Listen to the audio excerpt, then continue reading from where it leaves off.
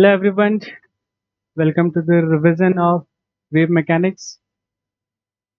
Last video में हमने standing wave और स्टेशनरी वेव का कॉन्सेप्ट समझा था। उसके सारे की पॉइंट्स को हमने रिवाइज किया था, कैसे फॉर्म होता है कि और किस किस टाइप का होता है। तो हमने देखा stationery wave on a string, stationery wave in organ pipes या एयर कॉलम्स। उसके सारे पॉइंट्स कवर किए थे हमने लास्ट वीडियो में। आप चाहो तो वो जाके पहले देख सकते हो। आज हम लोग उसके आगे कंटिन्यू करेंगे और स्टैंडिंग वेव पे हम बहुत सारे प्रीवियस ईयर्स के कुछ क्वेश्चन सॉल्व करके एंड देन बीट्स स्टडी करेंगे। चलो तो लेक्चर राइट अवे स्टार्ट करते हैं। लास्ट टाइम हमने रेजोनेंस ट्यूब एक्सपेरिमेंट तक समझा था। हम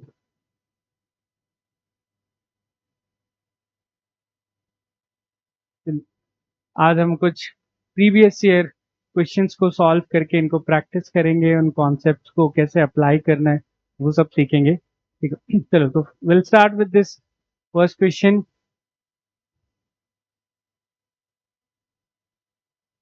Two traveling waves of equal amplitude and equal frequencies move in opposite directions along a string. They interfere to produce a stationary wave whose equation is given by this value 10 cos pi x sin 2 pi t by capital T in centimeters. तो आपको पूछा है amplitude of particle क्या होगा। तो जैसे हमने last video में समझा था कि दो waves having same frequency in the same space, जब वो ओवरलैप करते हैं एक दूसरे के ऊपर तो जो रिजल्टेंट आता है या जो रिजल्टेंट वेव हमें मिलता है इज स्टैंडिंग वेव या स्टेशनरी वेव, जैसा कि इसमें एक्सप्लेन कर रखा है। और ये जो स्टेशनरी वेव्स है वो लूप के फॉर्म में इस तरह से अपीयर होते हैं। ठीक है, तो they interfere to produce a stationary wave जिसकी इक्वेशन दे रखा है। तो let's write then the equation y equal to 10 cos pi x sin 2 pi small t divided by capital T in centimetres. ठीक है, तो ये जो यूनिट है इसका वो सेंटीमीटर्स में है। अब यहां से हमें फाइंड करना है amplitude of the particle. Okay, तो इस स्टेशनरी वेव फंक्शन में पहले तो आपको आइडेंटिफाई करना पड़ेगा कि कौन सा एम्पलीट्यूड वाला पार्ट है। तो जैसे लास्ट में एक्सप्लेन किया था, ये वाला जो टर्म है यहाँ से यहाँ तक, ये आपके एम्पलीट्यूड का टर्म है। This is known as the amplitude of particles in stationary wave. तो किसी भी स्टेशनरी वेव में कितना किसी पार्टिकल का एम्पलीट्यूड होता है वो इससे हम कैलकुलेट करते हैं। बाकी ये जो वाला पार्ट है ये बेसिकली आपको ऑसिलेशन वाला पार्ट बताता है कि पार्टिकल्स का जो ऑसिलेशन है किस फ्रीक्वेंसी से हो रहा है, कितना टाइम लग रहा है उनको ऑसिलेट करने में, वो ये वाला पार्ट एक्सप्लेन करता है। अब यहाँ पे देख सकते हो कि जो एम्पलीट्यूड है वो एक्स पे डिपेंड कर रहा है। इन स्टेशनरी वेव हर एक पार्टिकल का जो एम्पलीट्यूड होता है वो डिफरेंट होता है। इन अ ट्रैवलिंग वेव की तरह या प्रोग्रेसिव वेव की तरह सब पार्टिकल का सेम नहीं होता। This is one of the major difference between progressive wave and stationary या स्टैंडिंग वेव। तो स्टेशनरी वेव में आपका जो एम्पलीट्यूड होता है हर एक पार्टिकल का क्या आता है, सेम नहीं आता, डिफरेंट पार्टिकल्स के लिए डिफरेंट आता है। किस पार्टिकल के कितना आएगा उसके लिए आप ये वाला जो टर्म है उसको यूज कर सकते हैं। जैसे यहाँ पे हमारे पास ये टर्म मिल गया, तो displacement of any particle x located at x from the source of the wave, any particle x is given by 10 cos 10 cos pi x और in centimeters। ठीक है, ये जो पूरा जो इसका यूनिट है वो सेंटीमीटर्स में। ठीक है, अब यहाँ पे हमें किस पार्टिकल के लिए सॉल्व करना है, 4/3 पे पार्टिकल जो लोकेटेड है उसके लिए सॉल्व करना है।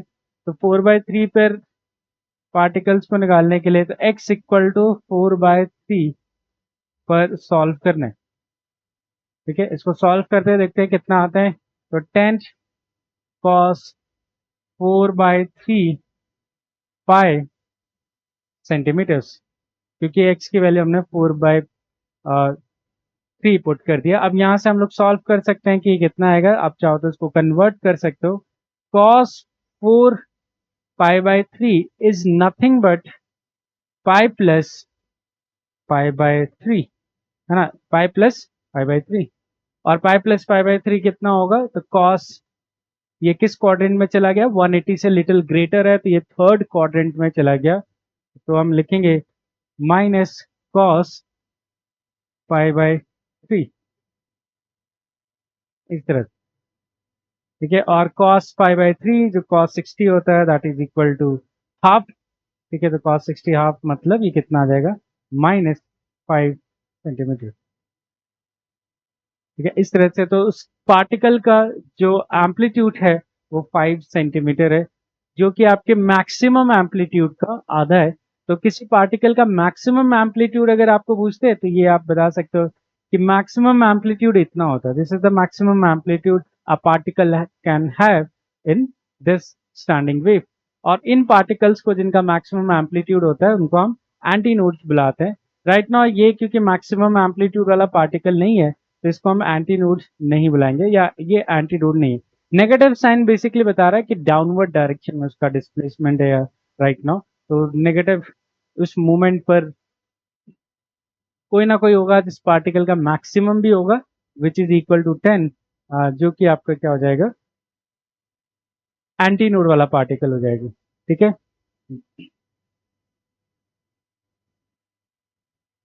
नेक्स्ट क्वेश्चन में हमारे पास सोनोमीटर वायर दिया हुआ है of having length 1.5 is made of steel and tension in it produce, तो मैं टेंशन दे रखा है produce an elastic strain of 1%, तो स्ट्रेन दे रखा है हमें उस वायर में, वो इलास्टिक वायर में स्ट्रेन दे रखा है।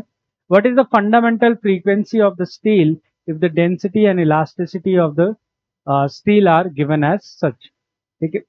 तो अकॉर्डिंग टू द क्वेश्चन, पहले बात तो सोनोमीटर वायर का मतलब क्या होता है, sonometer wire is nothing but a metal wire जिसको दोनों एंड से फिक्स किया होता है, ठीक है, दोनों एंड से यहाँ से फिक्स किया होता है ब्रिजेस लगा के। तो आपने अगर सोनोमीटर एक्सपेरिमेंट वाला टॉपिक अगर आपने रिवाइज किया है तो आपको पता होगा उसमें दो ब्रिजेस लगाकर सोनोमीटर वायर में एक स्ट्रिंग को दो एंड पे क्या कर देते हैं, फिक्स कर देते हैं।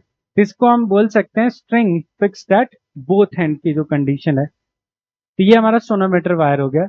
अब क्या बोला है कि इसमें टेंशन की वजह से, क्योंकि इसको दोनों साइड से होल्ड कर रखा होता है, दोनों साइड से होल्ड करके रखा होता है टेंशन टी, तो बेसिकली वायर अभी राइट नाउ स्ट्रेच है, दोनों साइड से इसको इलोंगेट बेसिकली या टेंशन प्रोवाइड कर रखा होता है ताकि वेव प्रोपेगेट कर पाए। तो इस टेंशन फोर्स की वजह से इसमें स्ट्रेन आता है 1% का, तो strain equal to 1%, strain equal to 1%। तो पहले तो ये हमें कैलकुलेट करना पड़ेगा कि स्ट्रेन, या रिकॉल करना पड़ेगा कि स्ट्रेन किसके बराबर होता है। तो इफ रिमेंबर, स्ट्रेन होता है change in length upon initial length. तो चेंज इन लेंथ, कितना लेंथ में चेंजेस आए, और डिवाइडेड बाय एल इंटू 100, क्योंकि ये परसेंटेज में दिया है तो इंटू 100, ये इक्वल टू 1 हो जाएगा। तो यहाँ से डेल्टा एल बाय एल की वैल्यू कितना आ जाएगा, 1/100। ये आपका डेल्टा एल बाई एल की वैल्यू हो गया, ये अभी हम लोग यूज करेंगे to find out fundamental frequency. तो ये आपका स्ट्रेन आ गया। अब यहां से हम हुक्स लॉ अप्लाई करेंगे, तो Hooke's law, according to Hooke's law, Hooke's law stress equal to क्या होता है, यंग्स मॉडुलस इनटू स्ट्रेन। अब अगर इस वायर में टेंशन टी है तो स्ट्रेस हो जाएगा T upon area, cross sectional area. Young's modulus given है और स्ट्रेन की वैल्यू ये हो गया, एप्सिलॉन इज स्ट्रेन, तो दिस इज इक्वल टू, या y की वैल्यू पुट कर देते हैं। यंग्स मॉडुलस हमें दे रखा है 2.2 इंटू 10⁻11 और स्ट्रेन इज 1/100, ये आ जाएगा 2.2 इंटू 10⁹9, ठीक है, newton metre in SI unit. तो इधर लिख लेते हैं एसआई यूनिट। ये आपका आ जाएगा टी बाई। और हमने ये क्यों कैलकुलेट किया, अब नेक्स्ट स्टेप में आपको पता चलेगा कि हम ये क्यों कैलकुलेट कर रहे हैं। क्योंकि हमारी जो फंडामेंटल फ्रीक्वेंसी होती है string fix that both and का, फंडामेंटल जो फ्रीक्वेंसी होता है वो होता है V/12 जो इन जनरल हमें याद रखना होता है वो ये याद रखना होता है V/12। अब V को इलेबोरेट करेंगे क्योंकि यहाँ पे स्पीड जो है वो गिवन नहीं है, तो V को इलेबोरेट करके आप लिख सकते हो 1/12 under root T upon rho into A। ठीक है, जहाँ पे T जो है टेंशन इन द स्ट्रिंग है, रो जो है स्ट्रिंग की वॉल्यूमेट्रिक डेंसिटी है, A जो है वो क्रॉस सेक्शनल एरिया है। अब तुम्हें समझ में आएगा हमने T/A क्यों कैलकुलेट किया, क्योंकि आप देखोगे यहाँ पे T/A जो है वो डायरेक्टली यहाँ पे सब्स्टिट्यूट कर सकते हो और rest of the value given है, तो यहाँ पे 1/2 टाइम्स लेंथ की वैल्यू आपको दिए रखा है, लेंथ की वैल्यू कितना है 1.5 अंडर रूट। अब T/A की टोटल वैल्यू कितना है 2 इंटू 10⁻⁹ ये टू आपके T/A की पूरी वैल्यू हो गई। ठीक है, T/A की वैल्यू हो गई और जो डेंसिटी दे रखा है वॉल्यूमेट्रिक वो आ जाए 7.7 इंटू 10⁻³ और यहाँ से इसको सॉल्व कर लेंगे। बेसिक कैलकुलेशंस हैं, आप इसको सॉल्व करोगे यू गेट 178.2 या अराउंड ये आता है 17 हर्ट्ज सॉल्व करने के लिए, जो कि हम टिक लगा सकते हैं हमारा 178 पॉइंट अप्रॉक्सीमेटली 178 पॉइंट टूवर्ड्स। ठीक है, तो आई होप क्लियर है। काफ़ी अच्छा सवाल है। इलास्टिसिटी का कॉन्सेप्ट और फंडामेंटल फ्रीक्वेंसी का कॉन्सेप्ट यहाँ दोनों बहुत ही अच्छे से अप्लाई कर यूज हो रहा है यहाँ पर, तो दोनों कॉन्सेप्ट अच्छे से क्लियर होगा। तो स्ट्रेन के थ्रू हमने T/A का रेशियो निकाल लिया और फिर उससे हम फंडामेंटल फ्रीक्वेंसी के फॉर्मूले में यूज कर रहे हैं। तो कभी अगर आपको नेक्स्ट टाइम किसी सवाल में स्ट्रेन दिखता है तो आप इस वे में सोच सकते हो सॉल्व करने के लिए। चलो नेक्स्ट सवाल पर चलते हैं। ओके, तो next question we have in experiment with close organ pipe. तो केयरफुल हम ध्यान रखेंगे कि ये क्लोज ऑर्गन पाइप की बात कर रहा है, क्योंकि नहीं तो ओपन ऑर्गन और क्लोज ऑर्गन पाइप में हम डिफरेंस कई बार सिली मिस्टेक होने की वजह से फॉर्मूला उल्टा यूज कर लेते हैं। तो क्लोज ऑर्गन पाइप है, it is filled with water by 1/5 of its volume, the frequency of the fundamental note changes by। तो ये आपको पूछा है कि फ्रीक्वेंसी कितना चेंज हो जाएगा। ऑल्सो हमें नेगेटिव और पॉजिटिव दोनों आंसर दिए, तो ये भी पूछ रहा है कि वो इंक्रीज होगा कि डिक्रीज होगा। तो अगर इंक्रीज हुआ तो प्लस में आंसर, डिक्रीज हुआ तो नेगेटिव में आंसर। चलो सॉल्व करते हैं इसको।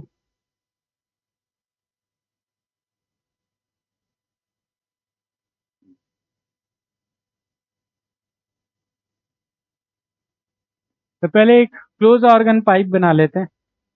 तो क्लोज ऑर्गन पाइप रेडी है हमारा। ये क्लोज ऑर्गन पाइप हो गया, इसका जो लेंथ है वो इनिशियल लेंथ एल मान लेते हैं। फिर इसी क्लोज ऑर्गन पाइप को 1/5 ऑफ द वॉल्यूम है ना, 1/5 ऑफ इट्स वॉल्यूम वाटर से फिल किया। अब क्योंकि एरिया ऑफ क्रॉस सेक्शन में तो कोई चेंज आ नहीं रहा, तो 1/5 वॉल्यूम का मतलब है 1/5 लेंथ। इसका 1/5 ऑफ द लेंथ वाटर से फिल कर देते हैं। तो 1/5 ऑफ द लेंथ, तो लेट्स से कि ये 1/5 ऑफ द लेंथ हमने वाटर से फिल कर दिया। ये जो हाइट फिल किया है वो L/5 फिल किया। तो इसका मतलब रिमेनिंग जो एयर कॉलम है वो कितना हो गया, तो रिमेनिंग एयर कॉलम हो गया 4L/5। ठीक है, तो रिमेनिंग एयर कॉलम की जो वैल्यू हो गई वो 4L/5। तो ये एयर कॉलम जो रिमेनिंग है यहीं पर स्टेशनरी वेव का फॉर्मेशन होता है जब यहाँ पर कोई डिस्टरबेंस एंटर करता है। तो ये जो वाटर की जो सरफेस है वो हमें याद रखना है, इट्स अ कंसेप्चुअल पॉइंट कि वाटर की जो सरफेस है it's behaves like a close end. तो water surface behave like and close end, आपको ऐसे ट्रीट करना है। तो जब आप वाटर इसमें फिल कर रहे हो स्टिल क्लोज ऑर्गन पाइप ही है, बट बस इसका एयर कॉलम की जो लेंथ है वो कम हो गया। तो अब इसके फंडामेंटल फ्रीक्वेंसी पर डिस्कशन करें कि कितना चेंज हो जाता है। तो initial fundamental frequency let's call this F1। तो इनिशियल फंडामेंटल फ्रीक्वेंसी कितना होगा, V bye fundamental close organ pipe का होता है V/4 into length of the tube. तो यहाँ पर लेंथ ऑफ द ट्यूब कितना है L। अब क्योंकि इस सवाल में कहीं पर भी एंड करेक्शन के बारे में कुछ भी नहीं बोला, इवन रेडियस भी मेंशन नहीं किया, तो हम एन करेक्शन जो है वो इग्नोर करके चलेंगे अंटिल अनलेस कोई हिंट ना दे रखा हो कि एन करेक्शन कंसिडर करना है कि नहीं करना। तो इस सवाल में अभी कोई भी हिंट नहीं है, तो एन करेक्शन इग्नोर करेंगे। तो यहाँ से ये इतना आ जाएगा फ्रीक्वेंसी। इसके बाद जो फाइनल फ्रीक्वेंसी वो कितना होगा, तो v बाय 4 टाइम्स। और हमें क्या लिखना है, अब जो एयर कॉलम अवेलेबल है जहां पे फंडामेंटल फ्रीक्वेंसी बन सकती है वो कितना बचा है, 4l/5। ठीक है, अब पूरा कॉलम नहीं बचा हुआ है आपका, आपका कॉलम जो रिमेनिंग है जहां पे स्टेशनरी वेव फॉर्म हो सकता है वो 4l/5 है, तो यह आ जाएगा 4l/5। आप देख सकते हो लेंथ रिड्यूस हुआ है, तो फंडामेंटल फ्रीक्वेंसी इंक्रीज होना चाहिए। तो इतना तो हम श्योर है कि ये दोनों आंसर नहीं हो सकते, क्योंकि ये डिक्रीज के आंसर है। तो ए और बी में से कुछ आ सकता है, चेक करते हैं कितना आता है। तो यहाँ पर ये कितना हो जाएगा, ऊपर जाएगा तो 5v/, आप लिख सकते हो 16l। इस तरह से आप डिफाइन कर सकते हो। इफ रिक्वायर्ड, अगर तुम चाहो तो इसको ऐसे भी लिखा जा सकता है, ये 5/4 टाइम्स है इनिशियल फंडामेंटल फ्रीक्वेंसी को, क्योंकि इनिशियल को अगर तुमने 5/4 से मल्टीप्लाई कर दिया तो इतना आ जाएगा। बट ठीक है, जरूरत नहीं है, आप परसेंटेज चेंज निकालो। अब परसेंटेज चेंज, ठीक है, तो परसेंटेज चेंज आई होप सबको क्लियर है कि परसेंटेज चेंज कैसे कैलकुलेट करते हैं। किसी भी वैल्यू में कितना परसेंट चेंज आया तो वो होता है final value minus initial value divided by initial value into 100। ठीक है, this is the method to find percentage change in any value. तो चलो इसमें लिखते हैं फाइनल वैल्यू क्या होता है, आप इसको मैनिपुलेट करके ऐसे लिख सकते हो, final value minus initial value divided में इनिशियल वैल्यू -1/100। मैं तो ये याद रखता हूँ और मैं डायरेक्टली यही यूज करता हूँ कि जब भी मुझे परसेंटेज चेंज निकालना होता है मैं फाइनल अपॉन इनिशियल का रेशियो लेता हूँ, उसमें -1 सब्ट्रैक्ट करता हूँ और 100 से मल्टीप्लाई कर देता हूँ। इससे थोड़ा सा फास्ट हो जाता है। तो यहाँ पे देखोगे फाइनल और इनिशियल मतलब f2 डिवाइडेड बाय f1 -1/100। और देखो f2 डिवाइडेड बाय f1 कितना आ जाएगा, 5/4। ठीक है, f2 डिवाइडेड बाय f1 कितना आ जाएगा, 5/4। This is the value. तो f2 डिवाइडेड बाय f1 की वैल्यू यहाँ पुट करेंगे तो 5/4 -1/100। और यहाँ से देखो परसेंटेज आ गया 25%। और पॉजिटिव साइन में आंसर आया, मतलब ये जो वैल्यू है वो इंक्रीज करेगा, जो कि हम लॉजिकली भी बता सकते हैं। तो 25% का इंक्रीज होगा फंडामेंटल फ्रीक्वेंसी में जब उसको 1/5 वॉल्यूम जो है वाटर से फिल कर दिया जाएगा। ठीक है, तो नेक्स्ट क्वेश्चन ट्राई करते हैं।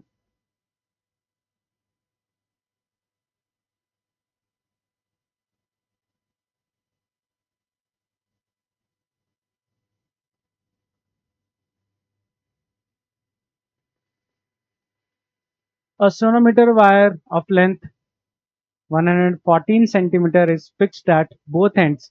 और कहाँ पर ब्रिजेस को प्लेस किया जाए ताकि आपकी जो फ्रीक्वेंसी है ईच सेगमेंट की वो 1:3 और 4 में आ सके। चलो ये क्वेश्चन काफी इंपॉर्टेंट है, लाइक रिपीटेडली ये क्वेश्चन आया भी हुआ है। इसको अच्छे से सॉल्व करेंगे और उसका ध्यान रखेंगे कैसे स्टेप्स लिया जाता है। तो जैसे मैंने बताया sonometer wire is nothing but a metal wire. ठीक है, विजुलाइज करेंगे दो ब्रिजेस में ऐसे क्लैम्प करके रखा हुआ है, तो दो ब्रिजेस में इसको क्लैम्प कर लेते हैं, जिसकी वजह से ये string fixed at both and की तरह बिहेव करता है। तो string fixed at both and इसमें। अब इसको बोला है कि हमें दो और ब्रिजेस को प्लेस करना है, तो हम मैं कहां पर दो और ब्रिजेस प्लेस करूं, let's call this B dash और बी डबल डैश। तो जैसे ही आप दो ब्रिजेस को प्लेस करोगे बी डैश और बी डबल डैश, ये जो पूरी स्ट्रिंग है वो जो पूरी स्ट्रिंग है तीन सेगमेंट में डिवाइड हो जाएगा, L1 L2 और L3। ये तीन सेगमेंट में ये पूरी जो स्ट्रिंग है वो डिवाइड हो जाएगी।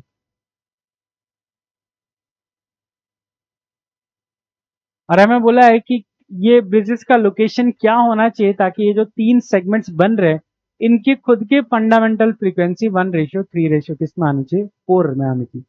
Let's start solving. तो फर्स्ट हम लिखेंगे given fundamental frequency 1:2:3। This ratio is 1:3:4। और ऑल्सो हमें फॉर्मूला पहले ही से पता है कि अगर स्ट्रिंग बोथ एंड पे फिक्स है तो उसकी फंडामेंटल फ्रीक्वेंसी क्या होती है, V/2L। ये हमने फॉर्मूला ऑलरेडी रिकॉल करके रखा हुआ है जो यहाँ यूज करने वाले। तो फर्स्ट सेगमेंट के लिए फ्रीक्वेंसी हो जाएगा V/2L1 क्योंकि इसकी लेंथ L1 है। ठीक है, सेकेंड के लिए हो जाएगा V/2L2 और थर्ड के लिए हो जाएगा V/3L3। ये कुल मिलाकर 1:3 क्या आएगा, 4। अब इनमें से जो कॉमन फैक्टर है वो रेशियो में से हटा सकते हैं। आप एक चीज नोटिस करोगे कि मैंने तीनों के लिए speed of sound, speed of wave जो है वो सेम लिया है। वो इसलिए क्योंकि तीनों का मीडियम सेम है और स्पीड जो है वो मीडियम डिपेंडेंट प्रॉपर्टी है। तो तीनों का स्ट्रिंग अभी भी सेम ही है, तीनों सेम टेंशन में है, तो उनका जो स्पीड ऑफ वेव है उन तीनों के लिए सेम आएगा। तो जो कॉमन फैक्टर है वो हटा सकते हैं। कॉमन फैक्टर हटाने के बाद आपको ये मिलेगा 1/L1 ratio 1/L2 ratio 1/L3। ये रेशियो आ जाएगा 1:3 रेशियो 4। अब मैं क्या करूंगा, लेंथ का रेशियो निकालने के लिए इसका रेसिप्रोकल करूंगा। तो L1 रेशियो L2 रेशियो और L3 हो जाएगा 1/1 रेशियो 1/3 रेशियो एंड 1/5। ठीक है, तो ये इस तरह से रेसिप्रोकल किया जा सकता है। और इसको अगर मैं 12 से मल्टीप्लाई कर देता हूँ कॉमन फैक्टर से तो ये काइंड ऑफ इंटीजर में कन्वर्ट हो जाएगा। तो थोड़ा बेटर रहेगा अगर इंटीजर में लिख लें। तो L1 ratio L2 ratio L3 is 12 ratio, sorry 5 नहीं आएगा, यहाँ पे 4 आएगा। 12:4:3। इस तरह से हम लोग इसको रेशियो निकाल सकते हैं। अब रेशियो निकाल लिया, हमें ऑल्सो ये भी पता है, ऑल्सो ये अगले पेज पे कर लेते हैं। ऑल्सो हमें ये भी पता है कि L1 plus L2 plus L3 ये कुल मिला के जो है वो 114 सेंटीमीटर है। ये भी दे रखा है आपको सवाल में कि जो आपका क्वेश्चन में टोटल लेंथ जो है 114 है। तो यहाँ से अब सॉल्व करते हैं। तो हमें रेशियो पता है 12:4:3 और वैल्यू पता है, तो देखो हम डायरेक्ट लिख सकते हैं। इसका मतलब L1 की वैल्यू, ठीक है, L1 की वैल्यू रेशियो से सीधा वैल्यू कैसे निकालते हैं। तो पहले अगर फर्स्ट रेशियो के लिए सॉल्व कर रहे हो या फर्स्ट लेंथ L1 के लिए, तो यहाँ रेशियो लिखो L1 का रेशियो कितना है और यहाँ टोटल रेशियो लिखो और यहाँ टोटल वैल्यू से मल्टीप्लाई कर दो। ये तीन चीज करने से आपको वैल्यू मिल जाएगा। तो हम लिखेंगे न्यूमरेटर में इसका खुद का रेशियो 12 है, टोटल रेशियो 12 + 4 + 3 और इंटू 100। टोटल लेंथ जो है वो कितना 114।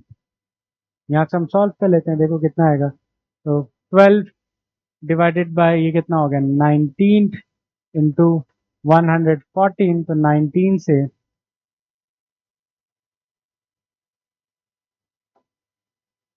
तो 19 वन जो अब ये आ जाएगा 6। तो 12 इंटू 6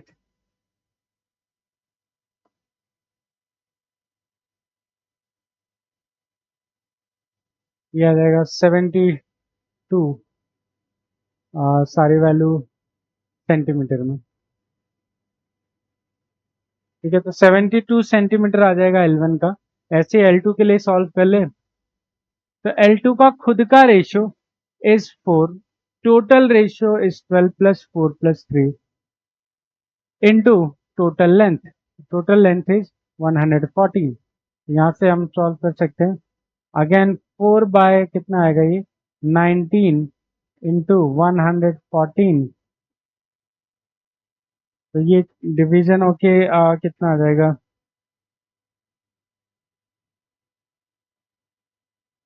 ये 6 था, ये कितना आ जाएगा 24। और इसी से हमारा फाइनल आंसर आ जाएगा। तो पहला ब्रिज कहाँ पे लगाना पड़ेगा, तो अगर ये एंड है स्ट्रिंग का, तो ये अगर एंड है स्ट्रिंग का इस साइड और ये दूसरा एंड है, तो हमें पहला ब्रिज लगाना पड़ेगा। पहला ब्रिज लगाना पड़ेगा यहाँ से यहाँ तक। ठीक है, ये ब्रिज B' या थोड़ा सा और ले लेते हैं जगह।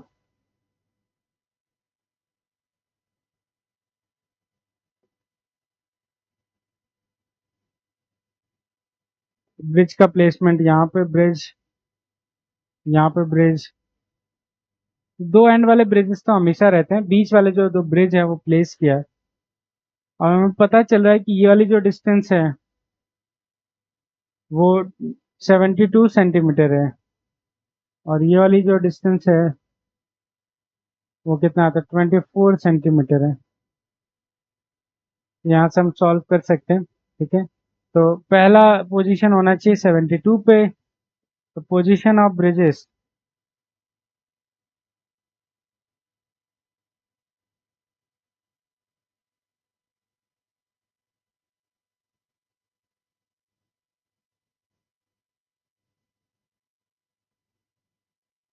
Are 72 centimetre and 72 plus 24 which is equal to 96 centimetre. तो इस तरह से करना है। तो जो पोजीशन होगी वो 72 और 19 और सॉरी 96 पोजीशन पे होगी फ्रॉम वन एंड। तो किसी भी एक एंड से क्या ये कैलकुलेशन है, और इस पे हम सही टिक कर देंगे, ठीक है। क्लियर है सबको? इंपॉर्टेंट क्वेश्चन है, आपको स्टेप याद रखना पड़ेगा ताकि इस सवाल को जब भी आए आप आराम से अप्रोच कर पाओ। ओके, नेक्स्ट ये हो गया हमारा next table.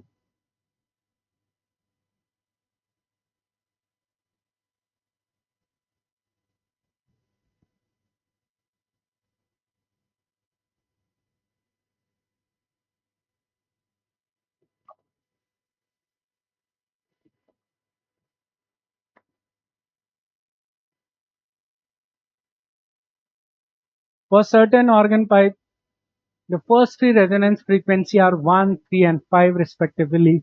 The frequency of the fifth harmonic is 405.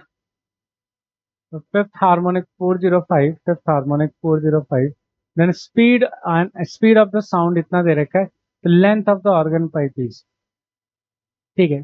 Good question but easy question, आराम से कर सकते हैं। पहले तो हम नोटिस करेंगे कि इसकी जो एडजेसेंट फ्रीक्वेंसीज है, जिस ऑर्गन पाइप के एडजेसेंट फ्रीक्वेंसी वो सारे ऑड नंबर है, कॉन्जिक्यूटिव, ठीक है। तो इसका मतलब कि ये कौन सा पाइप होना चाहिए, क्लोज ऑर्गन पाइप, क्योंकि only in close organ pipe सारे हार्मोनिक क्या होते हैं, ऑड्स होते हैं। तो 1, 3, 5, 7, 9 इस तरह से। तो ये सिंबल है, ये बता रहा है आपको इनडायरेक्टली कि एक क्लोज ऑर्गन पाइप है। तो पहले तो हमने फिगर आउट किया कि हमारा जो ऑर्गन पाइप है, ऑर्गन पाइप जो है वो एक्चुअली क्लोज ऑर्गन पाइप है। पहले तो ये क्लियर किया अपने आप को ताकि हम आगे कुछ गलती ना करें। तो क्लोज ऑर्गन पाइप, अब इस क्लोज ऑर्गन पाइप में आपको फिफ्थ हार्मोनिक दे रखा है। तो चलो हार्मोनिक्स कैसे लिखते हैं वो सीखते हैं। तो फिफ्थ हार्मोनिक की जो फ्रीक्वेंसी है, फिफ्थ हार्मोनिक, तो जैसे मैंने कल बताया था कि हार्मोनिक जो होता है वो ये बताता है कि फंडामेंटल फ्रीक्वेंसी के कितने इंटीग्रल मल्टीपल के ये बराबर है।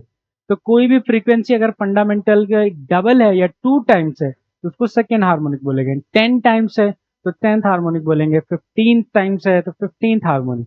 तो वैसे अगर मुझे लिखना हो कि फिफ्थ हार्मोनिक कौन सा होगा, तो ये क्लियर हो जाता है कि फिफ्थ हार्मोनिक 5 टाइम्स होगा फंडामेंटल, जिसको मैं एफ नॉट से रिप्रेजेंट करता हूँ, 5 टाइम्स ऑफ फंडामेंटल। और फंडामेंटल हमेशा याद रखना, हम फिफ्थ सिक्स याद ना रख पाए बट फंडामेंटल फ्रीक्वेंसी याद रख सकते हैं क्लोज ऑर्गन पाइप के लिए। वो होता है 5V/4L। तो V/4L जो है उसकी फंडामेंटल फ्रीक्वेंसी है, and this is the frequency, required frequency. चलो अब ये फ्रीक्वेंसी दे रखा है 405, इसको वैल्यू पुट कर देते हैं। तो 405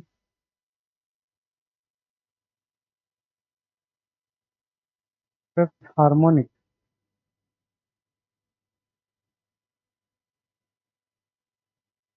तो 405 which is fifth harmonic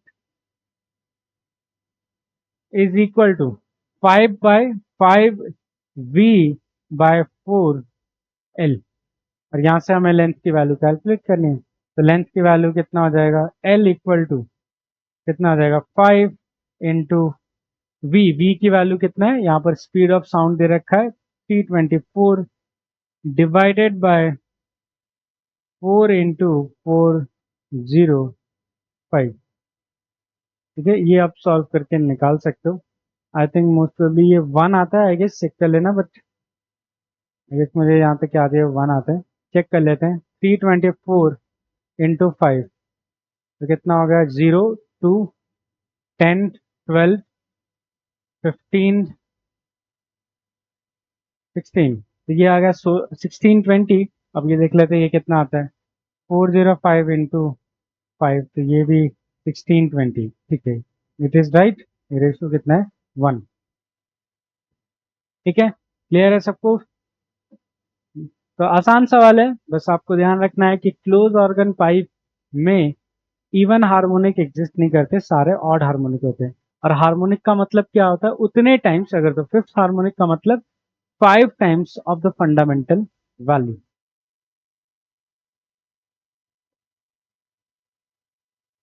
next सवाल करेंगे।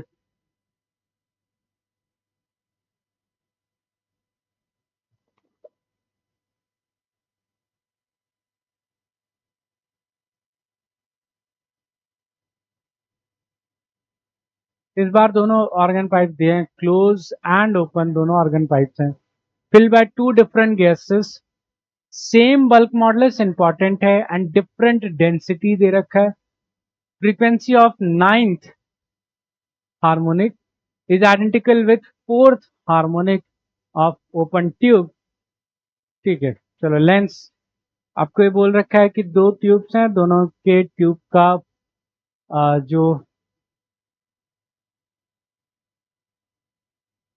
आइडेंटिकल दे रखा है मतलब सेम। तो इनडायरेक्टली ये बोलना चाहते हैं कि फिफ्थ हार्मोनिक है ना, फिफ्थ कौन सा था, ninth, ninth harmonic of close pipe या close organ pipe, close organ pipe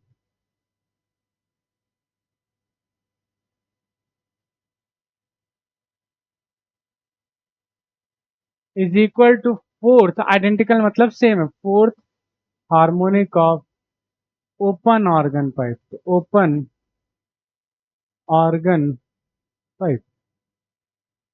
तो नाइन्थ जो है वो फोर्थ के बराबर है, ऐसा मेंशन कर रखा है, और यहाँ से हम सॉल्व कर सकते हैं। तो आगे पुट करना, सॉल्व करते हैं। अब क्योंकि क्लोज ऑर्गन पाइप का जो फंडामेंटल फ्रीक्वेंसी होता है वो V बाय 4L होता है, बट यहाँ पे V से काम नहीं चलेगा, क्योंकि V को भी इलेबोरेट करना होगा, क्योंकि यहाँ डेंसिटी और मटेरियल इन सब की बात की है, तो हम V को थोड़ा और इलेबोरेट करेंगे, और V को लिखेंगे 1 by bulk modulus divided by rho. This is the starting में जो फॉर्मूला आता है speed of sound of wave का, वहां से ये फॉर्मूला लिया, बल्क मॉडुलस बाय रो, जो आगे सॉल्व करके gamma R T by am not भी बन जाता है। ठीक है, तो ये हो गया फर्स्ट के लिए, it must be equal to, तो यहाँ पे लेंथ L1 लिख देते हैं, क्लोज ऑर्गन पाइप का डेंसिटी रो 1। वैसे हम ओपन ऑर्गन पाइप का देखें तो 1/2L2, 1/2L2, और बल्क मॉडुलस तो सेम है और स्पीड ऑफ साउंड भी सेम है, विच इज रो 2। यहाँ से रेशियो ले लेते हैं, हमें L2 निकालना ओपन ऑर्गन पाइप का, तो L2 इज इक्वल टू कितना आ जाएगा, ये अंडर रूट रो 2 माइनस रो 1 इंटू, तो अगर L2 को इधर ले आए, L1 को इस साइड ले जाना पड़ेगा, तो L1 इस साइड। अब रो 2 माइनस रो 1 जो है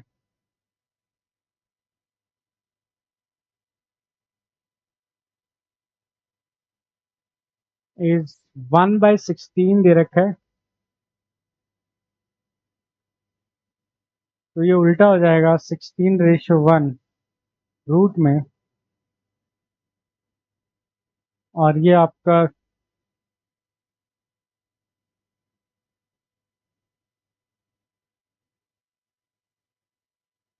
लेंथ जो है वो 10 सेंटीमीटर,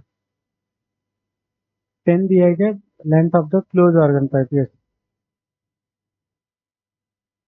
एक मिनट, हमने कुछ तो उल्टा कर दिया। अच्छा, ये 2 भी रहता है ना यहाँ पर, 2, तो L2 निकालने के लिए ये उल्टा दिख गया मैंने।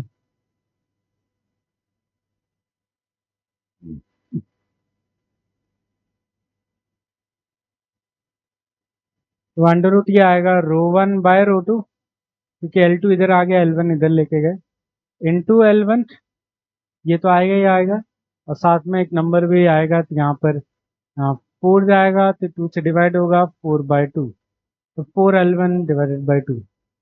यहाँ से बल्क मॉडुलस तो मैनेज हो गया ना दोनों साइड, बल्क मॉडुलस तो मैनेज होगी।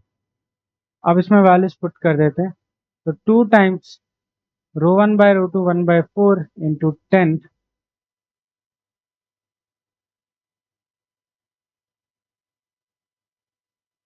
अच्छा मैं नाइन्थ लेना भूल गया, सॉरी, तभी को वहाँ पे स्टार्टिंग में गड़बड़ हो गई, मैं भूल गया ये नाइन्थ है और ये फोर्थ है ना, तो नाइन्थ फंडामेंटल का मतलब 9 टाइम्स ऑफ फंडामेंटल, नाइन्थ तो भूल ही गया मैं, तो 9 टाइम्स ऑफ फंडामेंटल, ठीक है।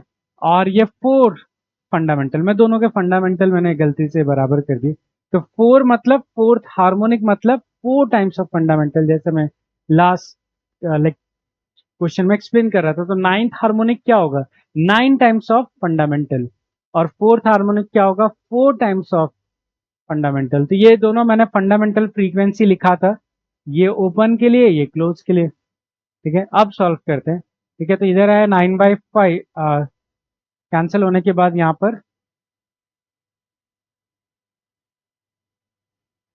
तो 9/4 L1 into rho R1 equal to क्या बचेगा यहाँ पर, ये 2 से कैंसिल कर देते हैं, तो 2/L2 और रो टू। अब हम L2 का आंसर निकालना है, तो L2 इस साइड ले जाओ, बाकी टर्म्स उधर ले जाओ, तो ये हो जाएगा 8/9 अंडर रूट रो1/रो2 इंटू L1।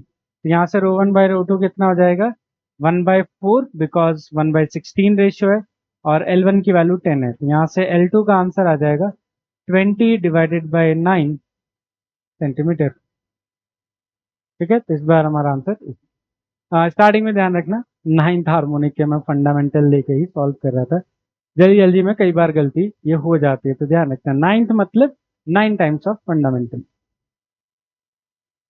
चलो नेक्स्ट में, in a close organ pipe the frequency of fundamental note is 30 hertz, a certain amount of water is poured in the organ pipe so that fundamental frequency increase to 110. If the organ pipe has a cross sectional area 2 centimeter square, okay, तो cross sectional area दिया है, interesting बात है, क्योंकि cross sectional area तो और कहीं use होता नहीं है, और अमाउंट निकालने के लिए, तो ना क्वेश्चन पढ़ के समझ में आ जाता है, क्रॉस सेक्शन एरिया वॉल्यूम निकालने के काम आएगा, और वॉल्यूम से मास निकालने का काम आएगा, बिकॉज डेंसिटी हमें पता है। चलो अगेन, इन सभी क्वेश्चन में कहीं पर भी एन करेक्शन जो है वो इनडायरेक्टली भी मेंशन नहीं किया और डायरेक्टली भी नहीं बोला, तो जब तक कोई हिंट सवाल में नहीं देंगे तब तक हम एन करेक्शन को इग्नोर करेंगे। क्या हिंट दे सकते हैं, जैसे कि आपको रेडियस दिया जा सकता था, कि ट्यूब का रेडियस दिया है, तो आप वहां से ये हिंट ले लेते कि आपको एन करेक्शन कंसिडर करना है, क्योंकि हम एन रेडियस से एन करेक्शन की वैल्यू फाइंड कर सकते हैं। अभी के लिए ऐसा कुछ भी नहीं है इसमें, तो हम लोग एन करेक्शन इग्नोर करेंगे, इससे पहले भी इस सवालों में इग्नोर किया है। चलो इसको सॉल्व करते हैं, तो यहाँ पर तो हमारे पास पहले क्लोज ऑर्गन पाइप है, I think yes close organ pipe है, फंडामेंटल इसकी फ्रीक्वेंसी, तो लेट से इसका लेंथ मान लेते हैं एल, स्टार्टिंग में ना एल था, ठीक है, और इसको इसकी फंडामेंटल फ्रीक्वेंसी दे रखी थी आपको 30 हर्ट्ज। फिर हमने क्या किया, इसमें पानी भरा है, ठीक है, तो पानी भर रहा है, थोड़ा सा पानी भर देते हैं इसमें, कितना पानी भरा है ये तो नहीं बताया इन्होंने, तो हम कैलकुलेट करना पड़ेगा, तो लेट से कि हम इतना कुछ पानी ले लेते हैं, और पानी भरने की वजह से अब जो रिमेनिंग कॉलम लेंथ बचा हुआ है, रिमेनिंग कॉलम लेंथ बचा हुआ है वो मान लेते हैं L dash for time being, ठीक है, एल डैश, जो रिमेनिंग कॉलम लेंथ बचा हुआ है, तो इसकी फंडामेंटल फ्रीक्वेंसी 30 है और इसकी फंडामेंटल फ्रीक्वेंसी 110 हर्ट्ज है। तो चलो सॉल्व करके हम निकाल लेते हैं, तो देखो फंडामेंटल फ्रीक्वेंसी जो होता है, fundamental frequency for close organ pipe कितना होता है, V/4L। तो यहां से L की वैल्यू निकाल सकते हैं। तो L की वैल्यू देखो कितना आ जाएगा, L की वैल्यू आ जाएगा V/4 टाइम्स ऑफ F। ठीक है, हमें ये फॉर्मूले की तरह यूज कर सकते हैं। यहाँ पर आपको ध्यान रखना है कि वाटर फिल करने के बाद भी जो वाटर की सरफेस है, जैसे थोड़ी देर पहले बताया, वो क्लोज एंड की तरह ही इसको ट्रीट करना है। तो ये क्लोज ऑर्गन पाइप ही है, बस लेंथ कम हो गया। तो चलो कर लेते हैं। हमें एल इनिशियल वैल्यू देखें, इनिशियल वैल्यू देखें तो फ्रीक्वेंसी 30 हर्ट्ज है, स्पीड 330 है, ये दे रखा है। तो speed 330 divided by 4 times of 30। इसको अभी कैलकुलेट नहीं करते, आगे चल के कर लेंगे। ठीक है, तो इतना दे रखा है। वैसे इस सेम तरीके से एल डैश, जो फाइनल लेंथ है एल डैश, उसकी फ्रीक्वेंसी कितना है, 110 110। तो ये कितना आ जाएगा, 330 डिवाइडेड बाय 4 इंटू 100 110। ये आगे एल डैश। अब दोनों का हमें क्या करना है, गैप निकालना है, डिफरेंस निकालना है, क्योंकि उसी से तो पता चलेगा ना कि ये वाटर का कॉलम कितना है, क्योंकि वाटर का मास निकालना है। तो उसके लिए वाटर की कॉलम लेंथ चाहिए। तो हमें ये वाटर की कॉलम लेंथ कितना होगा, एल माइनस एल डैश, और वही सॉल्व करना है। तो चलो सॉल्व करेंगे इसको, एल माइनस एल डैश को। तो वाटर कॉलम लेंथ, ठीक है, water column length equal to होगा एल माइनस एल डैश। तो सॉल्व करते हैं। तो 330 divided by 4 into 30 minus 330 divided by 4 into 110। चलो इसको सॉल्व करेंगे। तो कितना आ जाएगा, 330 कॉमन ले लिया, 4 कॉमन ले लिया, 1/30 माइनस 1/110। सब्ट्रैक्ट करेंगे तो 110 माइनस 30, ये हो जाएगा 80। तो 330 डिवाइडेड बाय 4 इंटू ऊपर आ जाएगा 80, नीचे आ जाएगा, दोनों का प्रोडक्ट आ जाएगा इस तरह से। चलो अब इसको सॉल्व कर लेते हैं। ठीक है, तो मैथ की कुछ शक्तियों का इस्तेमाल कर लेते हैं यहाँ पर। तो 4 20, वैसे ही 1, और ये कितना आ गया 3, वैसे ये भी कैंसिल, 0 से 0, 3 से 3, और इससे पता चला 2 मीटर। तो वाटर का जो कॉलम लेंथ है उसके अंदर, ट्यूब के अंदर, वो 2 मीटर आ गया। अब हम इससे क्या करेंगे, मास निकाल लेंगे। तो मास ऑफ वाटर देखना, तो लिखेंगे डेंसिटी इंटू वॉल्यूम। और वॉल्यूम को क्या लिखेंगे, density into area into length. Cylinder का वॉल्यूम क्या होता है, एरिया इंटू लेंथ। तो अब वैल्यू पुट करते हैं। अब यहाँ पर बहुत सारी गलतियां हो जाती है, क्योंकि यूनिट्स का ध्यान रखना बहुत जरूरी है। किस यूनिट में आप सॉल्व करो, जैसे डेंसिटी में यहाँ पुट कर रहा हूँ वाटर की 1 ग्राम पर centimetre cube, CC is centimetre cube. तो ध्यान रखना यहाँ ग्राम सेंटीमीटर क्यूब में, तो रेस्ट ऑफ द वैल्यूज भी हमें सेंटीमीटर में ध्यान रखना पड़ेगा। मुझे ग्राम में आंसर चाहिए, इसलिए मैं ग्राम सेंटीमीटर क्यूब का डेंसिटी यूज कर रहा हूँ। एरिया ऑफ क्रॉस सेक्शन दिया है 2 सेंटीमीटर स्क्वायर। तो सेंटीमीटर स्क्वायर और यहाँ सेंटीमीटर क्यूब से कैंसिल होगा। और लेंथ जो है वो 2 मीटर। अब यहाँ 2 रख दिया तो सब गलत हो जाएगा, है ना, 2 रख के सॉल्व कर दिया तो ग्राम में आंसर नहीं आएगा। तो हमें सेंटीमीटर में कन्वर्ट करना पड़ेगा, 200 सेंटीमीटर। तो इससे सॉल्व करोगे तो कितना आ जाएगा, 400 ग्राम्स। ठीक है, यूनिट्स का ध्यान रखना, वरना इतना सब कुछ सॉल्व करने के बाद भी लास्ट में सिली मिस्टेक हो जाते हैं।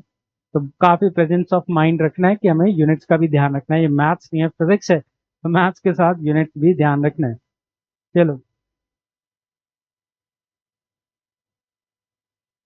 एक ये लास्ट और क्वेश्चन ट्राई करते हैं, फिर हम लोग बीट्स पे रिवीजन करेंगे। तो एक कॉम्पोजिट वायर का एग्जांपल है, मैं डायग्राम देख के बता सकता हूँ। ये क्वेश्चन है कॉम्पोजिट वायर का ही। एक ऐसी वायर जो दो अलग अलग मटेरियल से मिलकर बना हुआ है, या दो अलग अलग थिकनेस से बना हुआ है। क्योंकि मैं यहाँ देख सकता हूँ मटेरियल तो सेम है बट थिकनेस अलग है। तो दोनों को ज्वाइन किया है इन सच अ वे कि ये इनका जो जॉइंट है वो आपको क्या फॉर्म हो रहा है, नोड बना रहा है। ये वेरी इंपॉर्टेंट है क्योंकि इसके बिना सवाल में डिफरेंस क्रिएट हो जाएगा अगर ये ना हो। तो आपको हमेशा जब भी कॉम्पोजिट वायर का सवाल आए पहले ये नोटिस करो कि जॉइंट जो है वो नोड है कि एंटी नोड। तो अभी राइट नाउ नोड दे रखा है। ये क्वेश्चन मल्टीपल टाइम्स आया हुआ है जिसमें इन्होंने बार बार नोड ही मेंशन किया। और आपको पूछा है कि अगर इस स्ट्रिंग को ऑसिलेट कराते हैं और यहाँ स्टैंडिंग वेव का फॉर्मेशन होता है तो जो नंबर ऑफ एंटी नोड्स हैं ए साइड में वो P number of anti nodes, ठीक है, और बी साइड में जो है वो कितना है, क्यू। तो आपको पूछा इनका रेशियो। Very interesting question. वैसे तो इजी है बट स्टार्टिंग में थोड़ा सा डर लग सकता है कि कैसे करेंगे। तो पहले तो कुछ बेसिक चीजें क्लियर कर लेते हैं कि क्योंकि ये नोड जो आपका दोनों साइड का एंड्स है वो तो ऑलरेडी नोड्स हैं और बीच वाला जॉइंट भी बोला है नोड। तो अगर सिर्फ आप ए को ऑब्जर्व करो तो ए क्या बन जाएगा, एक string fixed at both and. और बी को भी देखोगे तो क्या बन जाएगा, string fixed at both and. तो दोनों को इंडिविजुअली आप स्टडी कर सकते हो बट हमें कुछ फंडामेंटल्स चीजें पता है कि कोई भी स्ट्रिंग अगर दोनों एंड से फिक्स हो और अगर इस पर स्टेशनरी वेव बने, जैसे मैं रैंडमली एक स्टेशनरी वेव बना देता हूं तो देखो इस तरह से स्टेशनरी वेव हमने बना दिया।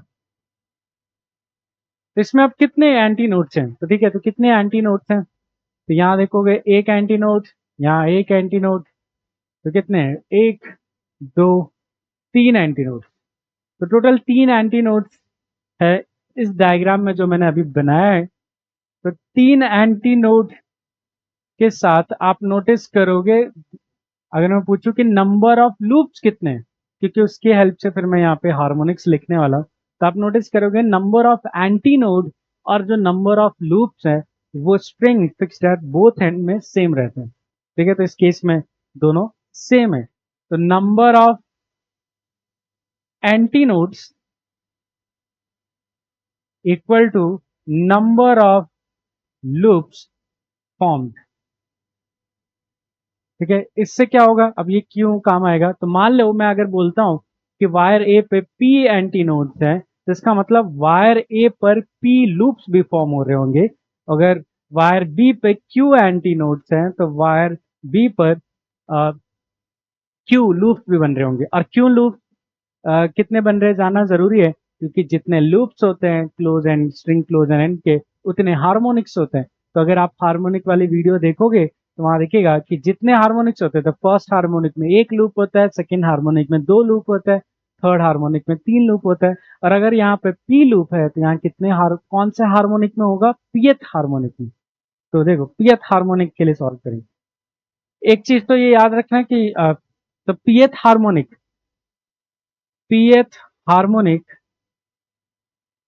ऑफ ए, ठीक है, वैसे ही बी में क्यू एंटी नोड्स है तो क्यू लूप फॉर्म हो रहा है, इसका मतलब ये क्यूएथ हार्मोनिक में ऑसिलेट कर रहा होगा। तो qth harmonic harmonic of B.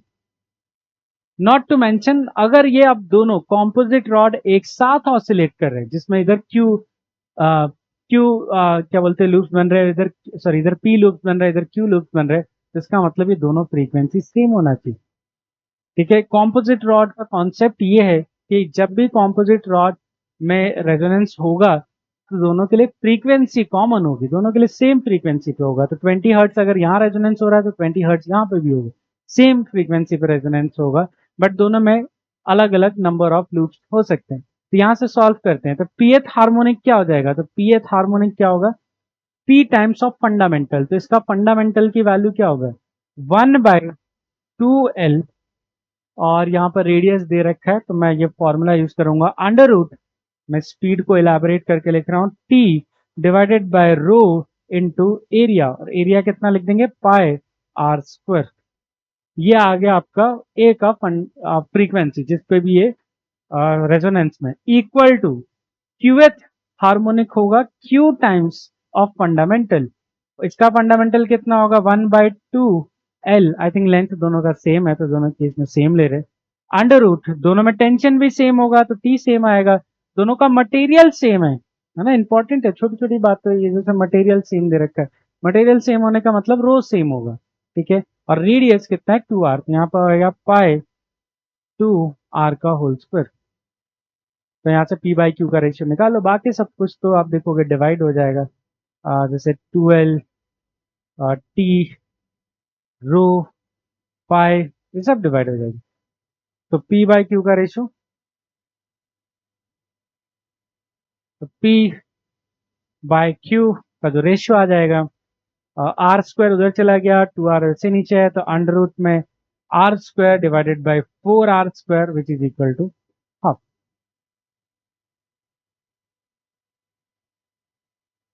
ठीक है, तो हमारा राइट आंसर हो जाएगा इस केस में कि नंबर ऑफ जो एंटी नोड्स फॉर्म होंगे जब इसमें रेजोनेंस होगा तो वो हाफ आएगी। आई होप आपको काफी अच्छा आइडिया लगा हो कि कैसे हम लोग stationary wave on a string और stationary wave in organ pipe को हैंडल करना है, अप्रोच लेना है क्वेश्चन में। काफी सिंपल टॉपिक है, बस प्रैक्टिस चाहिए। तो नेक्स्ट टॉपिक पे हम आते हैं, फिर इसमें और ऐसे क्वेश्चंस करेंगे हम लोग। Beats, the formation of beats को हम समझेंगे। तो ये भी एक इंटरफेरेंस ऑफ वेव का सब कैटेगरी है। तो स्टेशनरी वेव एक सब कैटेगरी था, बीट्स एक सब कैटेगरी है। तो बीट्स कब फॉर्म होते हैं? तो beats is related to, obviously जैसा ना, बीट जो है हमें पता है related to sound waves, relative to related to sound wave. तो बीट्स जो है साउंड वेव का फिनोमिना, या related to interference of sound wave, interference of sound wave. Interesting concept है ये, ठीक है। तो ये साउंड वेव से रिलेटेड एक कॉन्सेप्ट है। अब इसको समझते हैं कि बीट्स कैसे फॉर्म होता है। तो when two waves of slightly two waves of slightly different frequency, ठीक है, जब टू वेव्स जिनके फ्रीक्वेंसी में स्लाइटली डिफरेंस होता है, स्लाइट डिफरेंस वर्ड अभी मैं आपको बताऊंगा ऐसा क्यों मेंशन किया कि स्लाइट डिफरेंस होना चाहिए, बट ये इंपॉर्टेंट है। Two waves of slight different frequency, और आपको लिखा है कि जो डिफरेंस है वो 10 हर्ट्ज से ज्यादा नहीं होना चाहिए।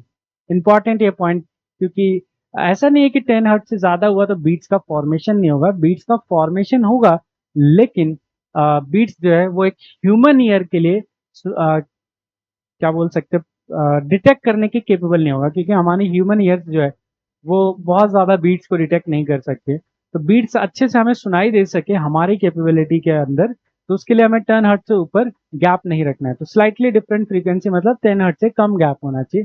Propagate in the same direction and overlap over one another, जब दो वेव स्लाइटली डिफरेंट फ्रीक्वेंसी के ओवरलैप होते हैं तो जो इंटेंसिटी आती है रिजल्टेंट वेव का, वो ना पीरियोडिकली चेंज होता है, उसकी इंटेंसिटी चेंज होता है। तो जो एक वेव आया इधर से और दूसरा वेव भी इधर से आया और दोनों ओवरलैप हो गए क्योंकि वो दोनों सेम स्पेस में थे और उनकी लेकिन फ्रीक्वेंसी स्लाइटली डिफरेंट थी, तो जो उनका रिजल्टेंट वेव आता है उसकी जो इंटेंसिटी होती है वो पीरियोडिकली चेंज होता है एट अ लोकेशन। तो इससे पीरियोडिकली चेंज होने का मतलब, और आपको पता है ये साउंड में इंटेंसिटी का मतलब है लाउडनेस। तो अगर मैं बोलता हूँ इंटेंसिटी बढ़ रही है मतलब लाउडनेस बढ़ रही है साउंड, इंटेंसिटी कम हो रही है तो लाउडनेस कम हो रही है। तो अगर मैं बोलता हूँ इंटेंसिटी पीरियोडिकली चेंज हो रहा है, तो पीरियोडिकली चेंज मतलब intensity up and down and up and down. इसका मतलब मैं इनडायरेक्टली बोल रहा हूँ उस लोकेशन पर या एट ऑल लोकेशन पर जो लाउडनेस है वो चेंज होगा। तो पहले एक लाउड साउंड आएगी, फिर साउंड स्लो हो जाएगी या कम हो जाएगा, फिर लाउड साउंड आएगा, फिर कम हो जाएगा, इस तरह से पीरियोडिकली चेंज होगा, ठीक है, एट अ पर्टिकुलर लोकेशन या एट ऑल लोकेशन, ठीक है। The periodic variation in intensity with respect to time is known at beat phenomena. तो ये जो साउंड का up and down, waxing and waning का जो ये फिनोमिना है इसको हम बीट फिनोमिना बोलते हैं, जिसमें साउंड लाउड होता है फिर स्लो लो हो जाता है, फिर लाउड होता है फिर लो हो जाता है, फिर लाउड होता है फिर लो हो जाता है, इस तरह से। मैं आपको एग्जाम्पल करके दिखाता हूँ, बहुत इजीली आप अपने डिवाइसेस में कर सकते हैं। ये बहुत कॉमन फिनोमिना है, स्पेशली जो लोग म्यूजिक फॉर्म करते हैं। तो आप देखो कई बार जो आपके कॉन्सर्ट में जाते हो तो अटेंड करने से पहले वो लोग अपने इंस्ट्रूमेंट को थोड़ा सा ट्यून कर रहे होते हैं, बजा बजा के चेक कर रहे होते हैं हेडफोन्स लगाकर। तो वो एक्चुअली वो बीट्स को ही फिगर आउट कर रहे होते हैं और चेक कर रहे होते हैं कहीं गलती से बीट्स तो नहीं बन रहे। तो अपने वायर को चेंज करते हैं, अपने इंस्ट्रूमेंट में ठीक करते हैं, बीट्स को रिड्यूस करने की कोशिश कर रहे होते हैं वो लोग। तो बीट्स फॉर्म, तो मैं बीट्स का फॉर्मेशन के लिए मैंने यहाँ पर एक दो वेबसाइट खोला हुआ है, या सेम वेबसाइट खोला है बस दो अलग अलग टैब पर, जिसमें अब ये जो वेबसाइट है हमें हेल्प करता है किसी भी फ्रीक्वेंसी का साउंड जो है वो प्रोड्यूस करने में। ठीक है, तो जैसे यहाँ पर बहुत सारे ऑप्शन मिलते हैं, आप इसको और एक्सप्लोर कर सकते हो। जैसे राइट नाउ ये देखोगे बीच में 440 हर्ट्ज मेंशन किया है, मतलब जब मैं प्ले बटन दबाऊंगा तो इसमें 440 हर्ट्ज की साउंड जो होगी प्ले होगी। एक डिस्क्रिप्शन वार्निंग है कि जिन लोगों ने अभी राइट नाउ हेडफोन पहन रखा है ये वीडियो देखते टाइम, या लाउड वॉल्यूम है, थोड़ा सा वॉल्यूम कम कर ले, क्योंकि ये जो साउंड आने वाली है वो थोड़ा सा अनप्लेजेंट हो सकती है। ठीक है, तो वॉल्यूम थोड़ा कम करके सुने, या अगर वॉल्यूम बहुत ज्यादा तेज है जो लोग हेडफोन लगा के सुन रहे, तो मैं आपको प्ले करके दिखाता हूँ 440 हर्ट्ज के साउंड। तो ये अराउंड आपको 440 हर्ट्ज की साउंड होगी, it's a plane sound wave. ठीक है, तो ये 440 हर्ट्ज, ऐसे ही आप इसको चेंज कर सकते हो 450, 1000, 10,000, ये 10,000 काफी आगे तक जाता है। But remember, just warning level देना चाहूंगा, टू मच फ्रीक्वेंसी बढ़ाना आपके ईयर्स के लिए डेंजरस हो सकता है, तो हेडफोन लगा के ना सुने इसको। और इसी तरह से मैंने क्या किया, दूसरे टैब में भी सिमिलर किया है, मैंने बस यहाँ फ्रीक्वेंसी जो है वो 441 सेट कर दिया है, and now I will play 441। ठीक है, तो ये 441 की साउंड है। अगर मैं दोनों को अलग अलग प्ले करके आपको पूछूं भी ना कि कौन 440 का है कौन 441 का है, तो आप डिफरेंस नहीं बता पाओगे, दोनों sound very close to each other. हम आइडेंटिफाई नहीं कर सकते सुन के ही सिर्फ कि कौन 440 का है 441 का है। ऐसा फील होता है कि दोनों साउंड एग्जैक्टली क्या है, सेम है। बट जब दोनों को साथ में प्ले किया जाए, तो जब मैं दोनों को साथ में प्ले करूंगा ना, तो दोनों वेव ओवरलैप हो जाएंगी स्पीकर से निकलते टाइम। तो स्पीकर से निकलते टाइम जो तुम्हें लाउडनेस सुनाई देगा वो आपको बीट फिनोमेना के अंडर आ जाएगा। तो आपको दिखेगा स्पीकर से जो साउंड आ रहा है वो एक्चुअली साउंड लाउड हो रहा है, फिर लो हो रहा है, फिर लाउड हो रहा है, फिर लो हो रहा है। Let me show you. तो मैंने यहाँ पे 440 प्ले किया नॉर्मली, फिर मैं क्या करूंगा, एट द सेम टाइम 441 भी प्ले कर दूंगा, and listen to, try to listen.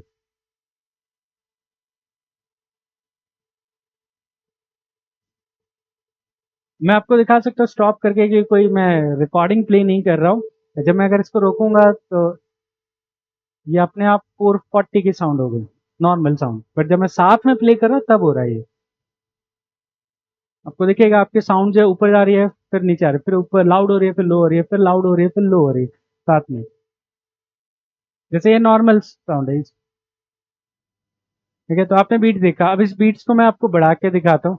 चलो हम एक काम करते हैं, इस 441 को थोड़ा सा चेंज करके हम लोग 442 कर लेते हैं, लेट्स सी कि अब क्या होता है, क्या कोई डिफरेंस क्रिएट होता है। तो 440, ये 440 की हर्ट्ज है, नॉर्मल प्लेन साउंड वेव। अब मैं इसके साथ 442 प्ले कर रहा हूँ which is very close to this 440। आप साउंड को फॉलो अप कर पा रहे होगे कि कब साउंड अप जा रहा है, लाउड जा रहा है, फिर लो जा रहा है। अब मैं स्टॉप करूँ, देखो नॉर्मल हो जाएगा। जैसे 440 है, ये साथ में प्ले किया 442, आपको बीट सुनाई देने शुरू हो गए होंगे, और अब आपको दो बीट सुनाई दे रहे होंगे, पहले एक बीट सुनाई दे रहा था, अब दो बीट सुनाई दे रहे होंगे। तो ये इसी तरह से आप नंबर बढ़ाते जा सकते हो, और आपको ये दिखेगा कि जितना ये गैप बढ़ता जाता है बीट्स उतने ज्यादा सुनाई देते हैं पर सेकंड। जैसे पहले वाले केस में ना आप देखोगे, सुनोगे थोड़ा सा पीछे वीडियो करके, तो एक सेकंड में एक बीट आ रही थी, इस वाले केस में एक सेकंड में दो बीट्स आ रही थी, और ऐसे सो ऑन आप और भी ट्राई कर सकते हो। तो इनको बीट्स बोला जाता है। और ये तब होता है जब दो वेव्स जो होती हैं स्लाइटली डिफरेंट फ्रीक्वेंसी का ओवरलैप हो जाए, तब ये बीट क्रिएट होता है। ठीक है, अभी ऐसा क्यों लिखा है कि ये 10 हर्ट्ज से ज्यादा नहीं होना चाहिए, क्योंकि अगर 10 हर्ट्ज से ज्यादा हुआ तो बीट्स इतने ज्यादा होंगे कि आपकी जो ब्रेन है वो फिगर आउट ही नहीं कर पाएगा कि जो साउंड है वो एक्चुअली बीट्स फॉर्म कर रहे हैं। ठीक है, हमारे हियरिंग कैपेबिलिटी से बाहर हो जाता है। ऐसा नहीं कि बीट फॉर्म नहीं होता, पर वो हम आइडेंटिफाई नहीं कर पाएंगे, हमें वो प्लेन साउंड ही सुनाई देगा फिर, due to persistent of hearing की वजह से। ठीक है, अब देखते हैं फिनोमेना कैसे होता है इसका। तो चलो मैथमेटिकल एनालिसिस करोगे तो लेट्स से कि वी हैव टू वेव, हम यहाँ पे दो वेव्स ले लेते हैं, y1 a sin omega T, दूसरा y2 a sin omega 2t। ठीक है, two waves are there, but मैंने देखो इसकी फ्रीक्वेंसी जो है वो सेम नहीं ले ली। अब ओमेगा जो है वो डिफरेंट लिया है, दोनों का जो फ्रीक्वेंसी है वो डिफरेंट लिया है, तो ओमेगा 1 ओमेगा 2। ठीक है, अब इनके सुपरपोजिशन करने से जो रिजल्टेंट आएगा वो देखते हैं क्या होगा। तो रिजल्टेंट निकालने के लिए हम लॉ ऑफ सुपरपोजिशन यूज करेंगे, जैसे हमने इंटरफेरेंस वाले वीडियो में समझा था। तो रिजल्टेंट क्या होगा, y1 प्लस y2, इन दोनों को ऐड करते हैं, a sine omega t plus a sine omega 2t। अब यहाँ पे हम sine a plus sine b का फॉर्मूला लगा रहे हैं, तो sine a plus sine b equal to 2 sine 2 sine a plus b by 2 divided into cos a minus b by 2। ये ट्रिग्नोमेट्री का फॉर्मूला है जो हम यहाँ पे यूज कर रहे हैं। तो यहाँ पे 2 साइन देखोगे, sine a plus B by 2 cos a minus B by 2। तो ये आपका इस तरह से आ जाएगा। इसको थोड़ा सा हम लोग अरेंज कर दे तो ये n1 plus n2 high frequency वाली टर्म बन गई, n1 minus n2 low frequency वाली टर्म बन गई। तो लो फ्रीक्वेंसी वाले टर्म को हमने आगे ले लिया इस तरह से, ये बन गया 2a है ना, 2a cos 2 पाई n1 minus n2 t divided bye 2, और बाकी रिमेनिंग टर्म हमने यहाँ रख दिया। तो ये आपका रिजल्टेंट वेव है बेसिकली। आप देख सकते हो ये रिजल्टेंट वेव ना ही प्रोग्रेसिव वेव से मैच करता है और ना ही ये स्टेशनरी वेव के इक्वेशन से मैच करता है। तो this is a new type of wave, जिसमें ये वाला पार्ट जो है ये एम्पलीट्यूड ऑफ द वेव है, this is amplitude of the wave. और नोटिस करोगे ये एम्पलीट्यूड टाइम पे डिपेंड कर रहा है, टाइम पर, किसी लोकेशन एक्स पे। हमने किसी पर्टिकुलर लोकेशन पे सॉल्व किया, तो किसी लेट्स से कि हमने x इक्वल टू 0 पे सॉल्व किया, बट ये हर जगह होगा, x इक्वल टू 1 पर 2 पर सब जगह यही होगा। ठीक है, तो ये एम्पलीट्यूड टाइम के साथ वेरी कर रहा है, मतलब एम्पलीट्यूड बढ़ेगा कम होगा टाइम के साथ at any particular location, which is responsible for creating the beats. क्योंकि एम्पलीट्यूड चेंज होने का मतलब इंटेंसिटी चेंज होना, और इंटेंसिटी चेंज होने का मतलब क्या चेंज होना, द लाउडनेस। और ये वाला जो टर्म है ये बेसिकली आपके रिजल्टेंट वेव की फ्रीक्वेंसी बता रहे हैं कि जो रिजल्टेंट वेव आपको मिल रही है वो किस फ्रीक्वेंसी का है। तो ये वाला पार्ट आपको एम्पलीट्यूड बता रहा है, जिसमें से ये वाला जो हिस्सा है, आप नोटिस करोगे ये वाला जो हिस्सा है वो बेसिकली आपको बताता है कि आपका जो एम्पलीट्यूड है उसकी फ्रीक्वेंसी जो चेंज हो रही है, पीरियोडिक एम्पलीट्यूड में चेंजेस हो रहे हैं, वो किस फ्रीक्वेंसी का है। और ये जो बता रहा है वो आपको बता रहा है कि आपकी जो रिजल्टेंट वेव आई है वो किस फ्रीक्वेंसी की है। ठीक है, तो ओवरऑल अगर हम कंक्लूजन देखें इस मैथमेटिकल टर्म का, ये इस तरह से इसका ग्राफ अगर हम प्लॉट करें तो कुछ इस तरह से दिखेगा। ठीक है, तो मैंने ग्राफ प्लॉट करने के लिए ए की वैल्यू 1, n1 की वैल्यू 10, n2 की वैल्यू 12 ली है, तो दोनों में जो 10 और 12 लिया है यहाँ पर। तो ये आप जो देख रहे हो कि जो बाहर वाली डॉटेड लाइन्स है, जो बाहर वाली डॉटेड लाइन्स है ये वाली, ये बेसिकली एनवलप कहलाते हैं।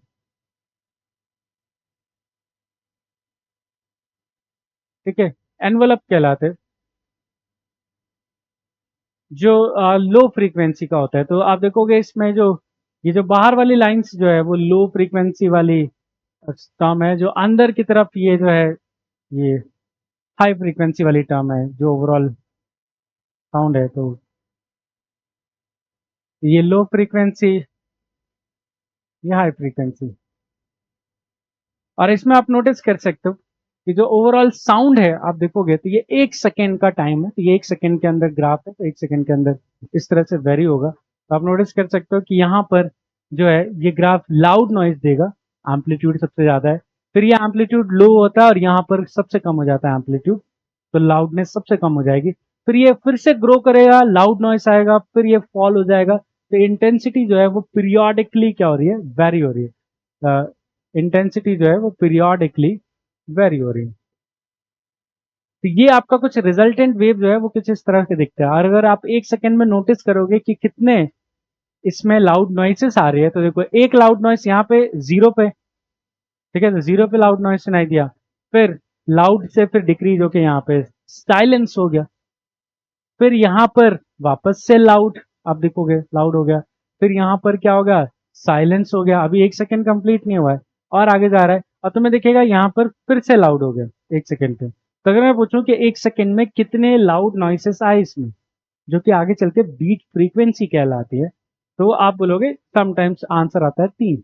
एक कॉमन एरर है इस चीज में कि आप 3 बोलते हैं, जबकि 2 नहीं है, यहाँ 3 नहीं, सिर्फ 2 ही लाउड नॉइसेस है। तो number of loud noises, number of loud noise या लाउड साउंड आप बोल लो इन 1 सेकेंड, इस डायग्राम के अकॉर्डिंग जो है वो 2 है। अब कैसे 2 है सर, आपने खुद ही 3 बना रखा है? नहीं, वो नहीं। देखो अगर आपने t इक्वल टू 0 वाला पहले ही काउंट कर लिया, तो आप t इक्वल टू 1 वाला नहीं काउंट कर सकते ना, वो तो अगले सेकंड में काउंट होगा ना।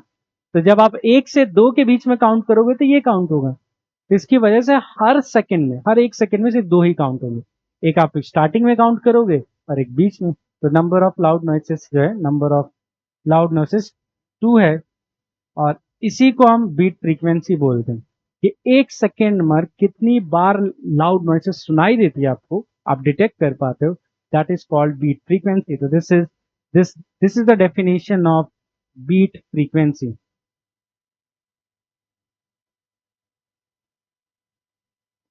जो कि इस केस में कितना है, 2 बीट्स पर second, which is also 2 hertz. आप ऐसे लिख सकते हो 2 हर्ट्ज। तो 2 हर्ट्ज की आपकी बीट फ्रीक्वेंसी है, या you can just say 2 beats पर सेकेंड। तो नंबर ऑफ लाउड नॉइसेस जो आपको सुनाई देता है in 1 second of the resultant wave is called beat frequency. तो क्या क्या कंक्लूजन हम लोग ड्रॉ कर सकते हैं, ठीक है। तो आप नोटिस करोगे, अच्छा ये भी नोटिस कर लो कि आपको दिख रहा है कि बीट फ्रीक्वेंसी 2 क्या है, इन दोनों का गैप है, 12 है, ये 10 है, उन दोनों का गैप है 12 माइनस 10 2। मैंने आपको जब एक्सपेरिमेंट करके दिखाया डेमोन्स्ट्रेशन, उसमें भी 440, और जब 441 लिया था तो 1 बीट्स आया, जब आपने 440 और 442 लिया तो 2 बीट्स आए थे। तो जो गैप ही है ना, फ्रीक्वेंसी का जो गैप है, वही एक्चुअली बीट फ्रीक्वेंसी के बराबर आते हैं। तो ओवरऑल हम क्या कंक्लूजन कर सकते हैं, तो beat frequency is frequency of intensity variation, कि आपकी इंटेंसिटी जो है वो कितना वेरी कर रही है, विच इज इक्वल टू, मैं लिख दूंगा F1 माइनस F2 का, चाहो तो मॉड लगा दो, बिकॉज वी डोंट नो कि F1 ग्रेटर है कि F2, बस दोनों का जो डिफरेंस है दैट इज योर बीट्स। चाहे तो आप इसको N1 माइनस N2 लिख दो, तो N1 minus N2 that is your beat frequency, ठीक है, सॉल्व करने के लिए फॉर्मूला भाई। Frequency of resultant wave which is different from beat frequency, कई बार ये दोनों कंफ्यूजन हो जाता है, ये कंफ्यूजन नहीं, ध्यान रखना है इसका। जो आपकी रिजल्टेंट वेव आई है ना, जब आप बीट सुनोगे तो आपको बैकग्राउंड में एक कांस्टेंट साउंड भी होगा, तो वो जो साउंड है जो बैकग्राउंड में, वो तो लाउडनेस कम ज्यादा हो रही है ना, बैकग्राउंड में एक कांस्टेंट साउंड भी है, उसकी फ्रीक्वेंसी एवरेज आती है उन दोनों का, जो जिनको सुपर इम्पोज किया हमने। तो N1 plus N2 by 2 is the frequency of the resultant wave, जो सुपर पोजिशन की वजह से आया है, ठीक है। And frequency of resultant amplitude variation, इसमें एम्पलीट्यूड वेरिएशन के लिए इतना लिख सकते हो, या इसको इस तरह से लिखा जाए, एक टर्म और ऐड कर दे, टाइम पीरियड। कई बार आपको टाइम पीरियड पूछ लिया जाता है, तो आप टाइम पीरियड निकालने के लिए 1 बाई क्या कर सकते हो, बीट फ्रीक्वेंसी। बीट फ्रीक्वेंसी को हम बीटा से रिप्रेजेंट करते हैं, तो beta is a symbol for beat frequency. तो 1/बीटा, तो अगर आपने फ्रीक्वेंसी को रेसिप्रोकल कर दिया तो उससे आपको बीट टाइम पीरियड मिल जाता है। For example in last case में बीट फ्रीक्वेंसी कितना आया था, 2 हर्ट्ज। तो मैं पूछूं कि बीट टाइम पीरियड कितना है, तो टाइम पीरियड ऑफ बीट्स, तो ये कितना होगा, 1/2 सेकेंड, क्योंकि 2 आपका बीट्स है।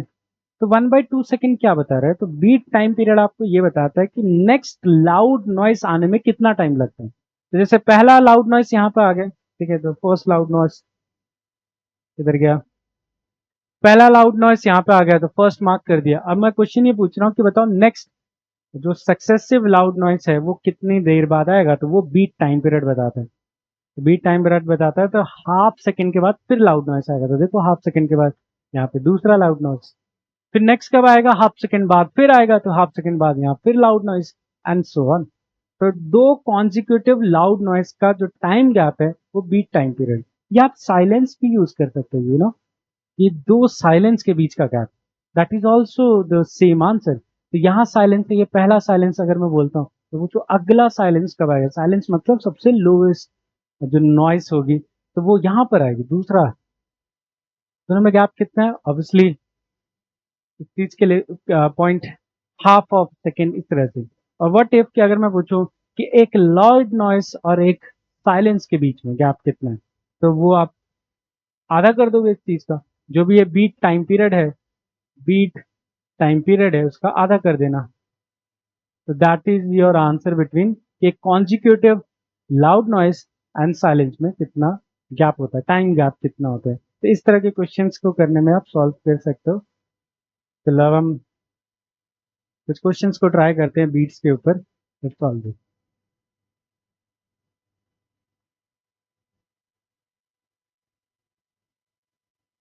चलो एक क्वेश्चन से शुरू करते हैं हम लोग।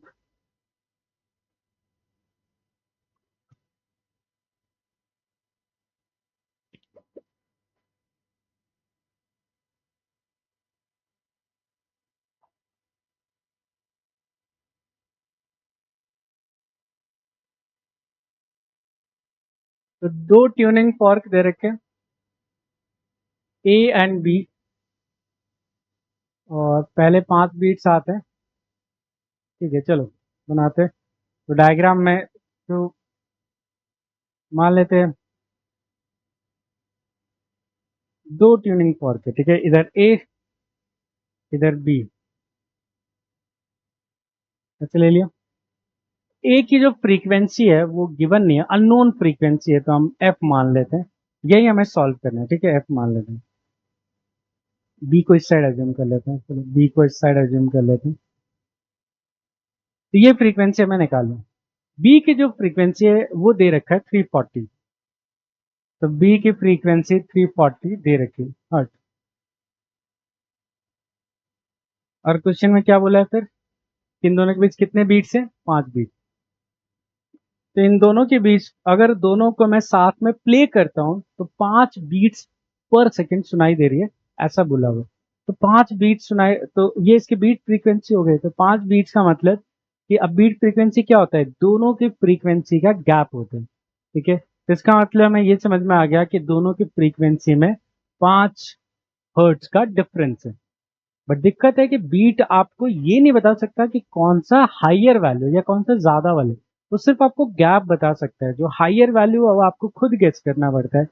तो हमें अभी कोई हिंट नहीं दिया पहली लाइन में, तो इसका मतलब हमारे ए के लिए दो पॉसिबल आंसर रेडी हो जाते हैं। हमें इतना तो पता है कि दोनों में 5 का गैप है, लेकिन ये नहीं पता 5 ज्यादा है कि 5 कम है, तो दोनों आंसर पॉसिबल है। तो ए की फ्रीक्वेंसी इससे 5 ज्यादा भी हो सकता है, तो ज्यादा मतलब 345 हर्ट्स हो सकता है, we are not sure but possible answer. या तो इससे 5 कम भी हो सकता है, मतलब 335। इन दोनों में से पक्का एक आंसर, इतना तो श्योर है। तो कौन कौन सा आंसर नहीं हो सकता, 42 नहीं हो सकता, 38 तो हो ही नहीं सकता, उस हमें डिसाइड करना है। अब डिसाइड करने के लिए कि इन दोनों में से कौन सा है, अगली लाइन में इंफॉर्मेशन दिया है कि जब ए को हम फाइल करते हैं, ठीक है, फाइल मतलब होता है छीलना, उसके जो लेग्स होता है अगर उसको सैंड पेपर से या किसी मशीन से छील दे या फाइल कर दे, तो बीट फ्रीक्वेंसी डिक्रीज होकर 2 हो जाती है। This will help you to understand कि दोनों में से कौन सा आंसर है। तो एक पजल की तरह सॉल्व करना है, तो सोचो ए की फ्रीक्वेंसी को फाइल किया, तो हमें याद रखना है कि जब ट्यूरिंग फॉर्क को फाइल किया जाता है, ये आपका ट्यूनिंग फॉर्क है, जब इसको फाइल किया जाता है, ठीक है, फाइल करने की वजह से इसका जो मास है वो कम होता है, और मास कम होने का वजह से फाइल फाइल करने से मास कम होता है, और मास कम होने से फ्रीक्वेंसी बढ़ती है। This is a property of tuning fork जो आपको याद रखना है, तो फाइलिंग पर जब आप फाइल करते हो उसके लेग्स को तो मास कम होता है, फ्रीक्वेंसी बढ़ती है।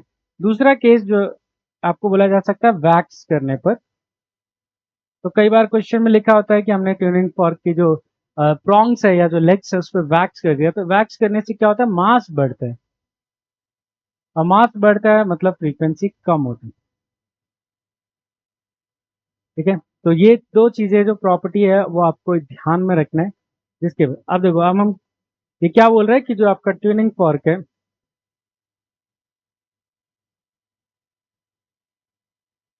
उसको फाइल किया, ए को फाइल किया, तो ए की फ्रीक्वेंसी क्या हो रही है, अब कम हो रही है, और कम होने के साथ साथ जो बीट्स है वो भी कम हो रहा है।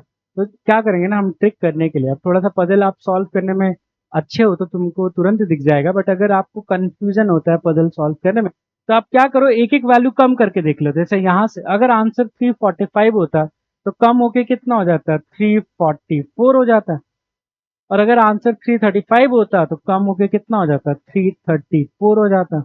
अब क्या करो, एक एक कम करके देख ले। अब चेक करो कि इस 340 के साथ कौन सी वैल्यू का गैप जो है वो कम हुआ, क्योंकि हमारा गैप जो है वो कम होना चाहिए, सवाल में ये दिया फाइल करने पे। तो देख लेते हैं, देखो, तो 344 और 340 में जो अब गैप बचा है वो कितने का बचा है, 4। पहले कितने का था, 5 का था, अब कम हो गया 4 हो गया। और 34 और 340 में देखो गैप कितना हो गया, 6 हो गया, पहले 5 था बढ़ के 6 हो गया। इसका मतलब आंसर क्लियर है, वो क्या है, 345। तो ओरिजिनली इसका फ्रीक्वेंसी 345 था, जब हम फाइल कर रहे हैं तो इसकी फ्रीक्वेंसी कम होने की वजह से गैप भी कम होता जा रहा है।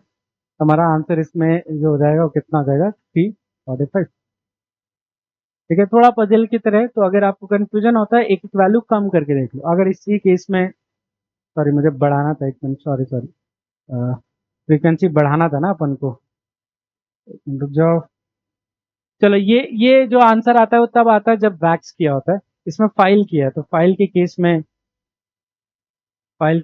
345 हर्ट्ज, 335 हर्ट्ज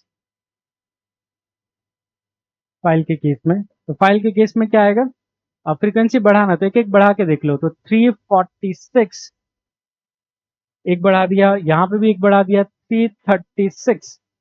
अब चेक कर लो किसके साथ गैप कम हुआ, तो 346 और 340 में जो गैप है वो कितना हो गया, 346 और 340 में गैप 6 का हो गया, बढ़ गया गैप, 5 था पहले अब 6 हो गया। और 336 और 340 के बीच में गैप कितना हो गया, 4 हो गया, पहले कितना था, 5 था, 4 हो गया। तो किसके साथ गैप कम हुआ, ऑब्वियसली 335। तो ओरिजिनल आंसर मस्ट बी 335। तो जब हम फाइल कर रहे हैं ये फ्रीक्वेंसी बढ़ रही है, और जब फ्रीक्वेंसी बढ़ रही है तो इनमें गैप क्या हो रहा है, कम हो रहा है। तो हमारा आंसर एक्चुअली 335। तो फाइल किया तो 335, अगर वैक्स किया तो जो पहले आंसर निकाला था 345।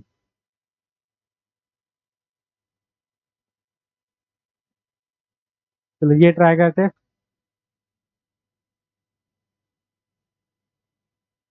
तो अकॉर्डिंग टू क्वेश्चन हमारे पास सेट्स ऑफ ट्यूनिंग फॉर्क है, 20 सेट्स हैं, सीरीज में अरेंज कर रखा है, 4 बीट्स मिलता है, तो हर कॉन्जिक्यूटिव जो प्रिसीडिंग ट्यूनिंग फॉर्क है उससे 4 बीट्स मिलता है। तो 4 बीट्स का मतलब हुआ कि दो की फ्रीक्वेंसी में गैप जो है वो 4 का है। ठीक है, और लास्ट वाले का ज्यादा है। चलो, तो हमारे पास ऐसे अरेंज कर देते, first one, second one, third one, and so on, total कुल मिला के 20। सबको नंबर दे देते हैं, तो सबको नंबर, तो फर्स्ट, सेकेंड, थर्ड, और ये मान लो 28, सारे ट्यूनिंग फॉर्क हो गए। चलो, अब इसमें फर्स्ट वाले का मान लेते हैं कि ले फर्स्ट वाले का जो फ्रीक्वेंसी है, वी डोंट नो कितना है, तो बट इसलिए एफ नॉट फर्स्ट वाले का। तो क्या हम बता सकते हैं सेकेंड वाले का कितना होगा, तो क्या बोला है कि दोनों में कितने बीट्स है, 4 बीट्स है। तो 4 बीट्स का मतलब या तो सेकेंड वाले इससे 4 यूनिट ज्यादा है, या तो इससे 4 यूनिट कम है, क्योंकि हमें डायरेक्टली ये नहीं बताया हुआ कि कम है कि ज्यादा है। तो वो आप यहाँ से हिंट ले सकते हो। आपको बोलेगा ना कि क्या लिखा, लास्ट का जो है वो ट्वाइस है फर्स्ट से, तो अगर लास्ट फ्रीक्वेंसी, या इसमें लिखा भी होगा, हाँ इंक्रीजिंग लिखा है ना, इंक्रीजिंग, इंक्रीजिंग फ्रीक्वेंसी, तो इंक्रीजिंग फ्रीक्वेंसी मतलब जो नेक्स्ट वाला है वो पहले वाले से ज्यादा है। इसका मतलब ये फ्रीक्वेंसी एफ नॉट प्लस क्या होगा, 4 हो गए, 4 ज्यादा है। अब चलो 2 और 3 का देखते हैं, 2 और 3 में भी कितने बीट्स हैं, 4 बीट्स हैं। इसका मतलब 3 वाला 2 से भी 4 ज्यादा है, तो 2 से 4 ज्यादा होने का मतलब क्या हुआ, एफ नॉट प्लस 4, जिसको मैं लिख सकता हूँ एफ नॉट प्लस 2 into 4। तुम बोलोगे सर 8 लिख दो, लिखूंगा बट इससे पैटर्न दिखेगा। चलो एक और करके दिखा देता हूँ, नेक्स्ट वाला भी अगर हम कहते हैं,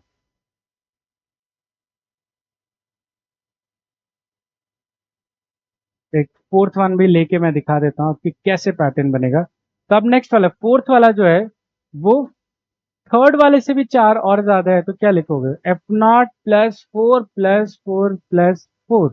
तो कितना हो गया, F not plus 3 into 4 and so on. आप फिफ्थ वाला सिक्स वाला सारे निकाल सकते हैं। आपको पैटर्न दिख जाएगा, क्या उस पैटर्न से आप गेस कर पाओगे कि 20th वाला का कितना होगा। तो 20th वाले की जो फ्रीक्वेंसी आएगी देखो वो कितना आएगा, F not plus, F not तो आएगा, इस सब जगह एफ नॉट आ रहा है, प्लस यहाँ जो नंबर मल्टीप्लाई हो रहा है वो देखो वो एक नंबर कम है, तो यहाँ 2 के केस में 1 था, 3 के केस में 2 है, 4 के केस में 3 है, तो 20th के केस में कितना होगा 19। ठीक है, और इंटू 4, 4 तो आना ही है। ये आपका लास्ट वाला होगा। और क्या बोला है कि लास्ट वाले डबल है फर्स्ट वाले का, तो लास्ट वाले की frequency F not plus 19 into 4 is double of F not. F not को उस साइड ले जाओ तो एफ नॉट का आंसर आ गया, देखो तो फर्स्ट वाले की फ्रीक्वेंसी एफ नॉट कितना आ गई, 19 into 4 हर्ट्ज। हमें पूछा किसका था, लास्ट का पूछा था, तो फर्स्ट वाले का आ गया तो लास्ट का तो आ ही जाएगा। तो 19 into 4 कितना हो जाएगा, 9 into 4 36, 676 हर्ट्ज, इस तरह से। ठीक है, तो 76 प्लस 76, तो 20th वाले का कितना हो जाएगा, 76 प्लस 76, 6 6 12, 2 14 15।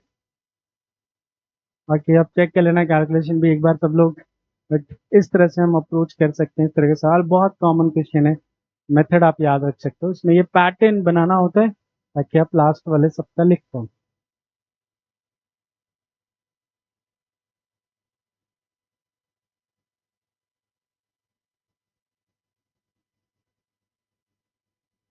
चलो ये क्वेश्चन कहते हैं रेजोनेंस ट्यूब प्लस बीट के कॉन्सेप्ट का साथ में ये क्वेश्चन है।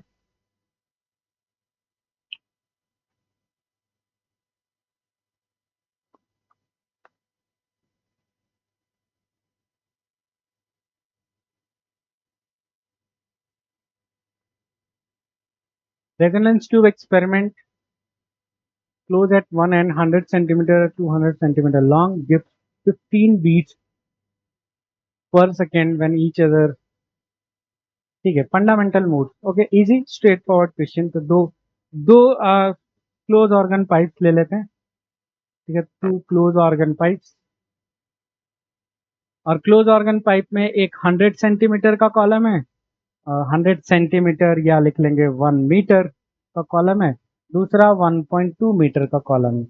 और ये भी फंडामेंटल फ्रीक्वेंसी में साउंड कर रहा है, ये भी सेकंड फंडामेंटल फ्रीक्वेंसी में साउंड कर रहा है, बट दोनों को जब साथ में प्ले किया जा रहा है तो आपको 15 बीट सुनाई दे रहे हैं।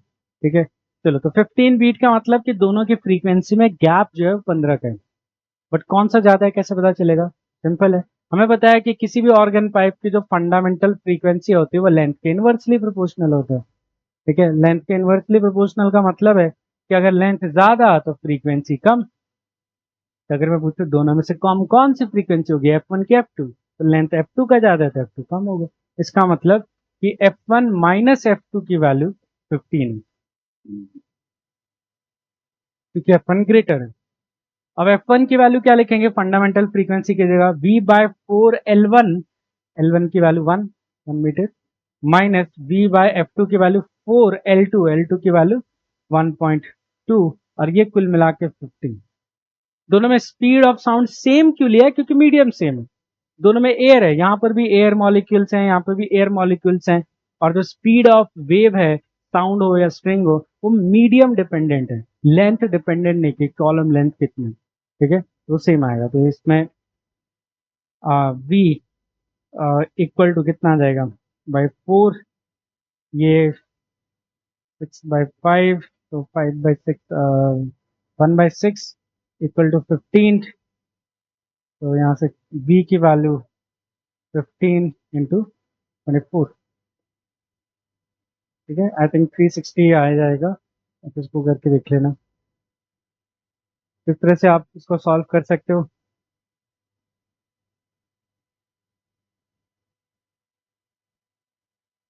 ये सेम हो गया, तो हम थोड़ा अलग कर लेते हैं, डिफरेंट। चलो ये ट्राई करते हैं थोड़ा सा डिफरेंट। 5 बीट्स हर्ड हुआ जब साउंड किया सोनोमीटर वायर के साथ अंडर 10 की, ठीक है। तो एक ट्यूनिंग फॉर्क है और दूसरा एक सोनोमीटर वायर है, ठीक है। दो है, दोनों साथ में साउंड प्रोड्यूस कर रहे हैं। तो जब आपके वायर की लेंथ 0.95 है या 1 मीटर, इन दोनों ही केस में 5 बीट्स आते हैं। Very interesting. दोनों ही केस में, चाहे स्ट्रिंग की लेंथ आप 0.95 ले लो या 1 ले लो, दोनों केस में 5 बीट्स आते हैं। तो आपको पूछा ट्यूनिंग फॉर्क की फ्रीक्वेंसी कितना होगा। वेरी मैं कहूँगा स्टैंडर्ड क्वेश्चन है जो इसमें दिखाई देता है। तो उसका मेथड जो है सीखना है कैसे। तो मान लेते हैं कि एक ट्यूनिंग फॉर्क ले लेते हैं। तो ये हमारा ट्यूनिंग फॉर्क है। लेट से इसकी फ्रीक्वेंसी एफ है जो अल्टीमेटली मुझे कैलकुलेट करना है, ठीक है। इसके साथ हमारे पास दो स्ट्रिंग्स हैं, तो स्ट्रिंग ए और स्ट्रिंग बी। तो स्ट्रिंग ए और स्ट्रिंग बी, ठीक है। स्ट्रिंग ए की जो लेंथ है वो कितना है, 0.95 मीटर, और इसका 1 मीटर, ठीक है। ऑब्वियसली इसकी फ्रीक्वेंसी भी मार्क कर देंगे हम लोग सेम तरीके से। तो ये F1 और ये F2, ये भी हमें कैलकुलेट करना है, बट हमारा मेन गोल जो है वो ट्यूनिंग फॉर्क की फ्रीक्वेंसी है। चलो पहली चीज तो हमें रिकॉल करेंगे फॉर्मूला। किसी भी वायर के लिए जो फंडामेंटल फ्रीक्वेंसीज आती है वो कितना आता है, 1/2L under root T by rho into A, ठीक है। या हमें टेंशन जो है, ठीक है, सेम दे रखा है, तो इसमें सॉल्व कर लें। तो ये आपकी फंडामेंटल फ्रीक्वेंसी है किसी भी स्ट्रिंग की जो दो एंड पे फिक्स है। तो यहाँ से अगर मैं पहले स्टार्ट करूँ रेशियो निकालने से, जो आगे चल के जरूरत पड़ेगा, तो आप पहले रेशियो निकालो F1/F2 का, F1/F2, ठीक है। तो रेशियो कितना आएगा, आप देख रहे हो यहाँ लेंथ का इन्वर्सली प्रोपोर्शनल है। ये आएगा यहाँ L1, यहाँ पे L2, इन्वर्सली प्रोपोर्शनल है। बाकी टी रो ए सब कुछ सेम है दोनों स्ट्रिंग के लिए। तो यहाँ पर ये कितना आ जाएगा, L1 की वैल्यू 1 है और ये 0.95 है। तो यहाँ से मुझे मिल गया कि F1 की वैल्यू है ना 100/95 इंटू F2 है। आगे चल के काम आएगा, अभी के लिए इसको ऐसे ही रहने देते हैं 100/95। नेक्स्ट अब आपको बोला है कि इन दोनों में 5 बीट्स है, इन दोनों में भी 5 के बीट्स है। अब दोनों में लेंथ अलग अलग है तो फ्रीक्वेंसी तो अलग अलग है, तो स्टिल सेम से 5 बीट्स कैसे हो सकते हैं, ये कंफ्यूजन होता है जो इसका ट्रिक पार्ट है। तो इसको आपको ऐसे याद रखना है कि लेंथ अलग है इसलिए फ्रीक्वेंसी अलग है, बट गैप सेम है। गैप इसलिए सेम है क्योंकि हो सकता है कि दोनों में से एक फ्रीक्वेंसी इससे 5 ज्यादा हो और दूसरी वाली उससे 5 क्या हो, कम हो। इससे क्या होगा, गैप तो स्टिल सेम ही आएगा, 5 का ही गैप आएगा।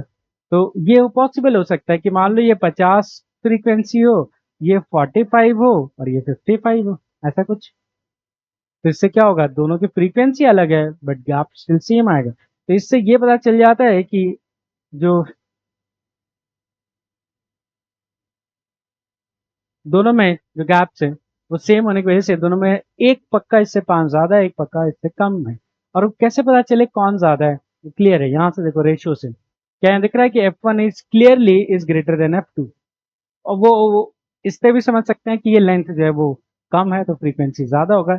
इसका मतलब F1 जो है वो 5 इससे ज्यादा वाला है क्योंकि F1 की वैल्यू ग्रेटर है, और F2 जो है वो उससे 5 कम है क्योंकि F2 स्मॉलर वैल्यू है। तो इसका मतलब मैं ये लिख सकता हूँ F1 - F इन दोनों में, ठीक है। ये F1 और ये F, और F1 क्योंकि ग्रेटर F से इसलिए F1 पहले लिखा, ये किसके बराबर हो जाएगा 5। बट जब इन दोनों में लिखना होगा तो मैं F पहले लिखूंगा क्योंकि वो ज्यादा है और F2 क्या है, कम है, 5 उससे कम है, 5 लोअर है। तो दैट इज इक्वल टू 5। अब दोनों को ऐड कर दे अगर मैं दोनों इक्वेशन को ऐड कर दूं तो देखो एफ और एफ कैंसिल हो जाएगा, क्या बचेगा, F1 minus F2 equal to कितना आएगा 10। अब देखो ये यहाँ काम आएगा रेशो F1 की वैल्यू पुट करने का। F1 की वैल्यू पुट करोगे तो 100 by 95 F2 minus F2 equal to कितना 10। तो F2 की वैल्यू यहाँ 5 आ जाएगा सब्ट्रैक्ट होके, तो यहाँ 5 आएगा, यहाँ 2 आ जाएगा, तो 95 इंटू 2, तो दैट इज 0, 190 हर्ट। F2 का आंसर 190 हर्ट। और F2 तो निकालना नहीं था, हमें तो निकालना है क्या, F2। F2 की वैल्यू अगर यहाँ पुट करते हैं तो हमें इतना याद है ना कि ट्यूनिंग फॉर्क जो है F2 से 5 ज्यादा है, तो 195, तो ट्यूनिंग फॉर्क 195। अच्छा सवाल है, आपको टेक्निक याद रखना पड़ेगा, ये वाली टेक्निक कि कैसे हमने पता किया कि कौन 5 ज्यादा है और कौन 5 कम है, ये लिखते ही आप फिर मैथ सॉल्व कर सकते हो उसके लिए।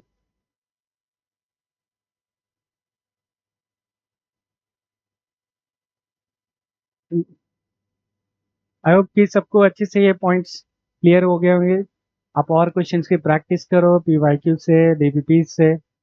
ये काफ़ी टॉपिक जो है वेव मैकेनिक्स जो है वो काफ़ी कंपैरेटिवली इजी चैप्टर्स है और इससे क्वेश्चन भी आते हैं, तो इससे आप 100% गारंटी से इससे क्वेश्चन ले सकते हो अगर आप लोग प्रैक्टिस करो और रिविजन अच्छी कर लो। Will see you in the next video. Thank you for joining me. अगर कोई भी डाउट्स आते हैं तो ज़रूर कमेंट डाउन करो। Thank you everyone.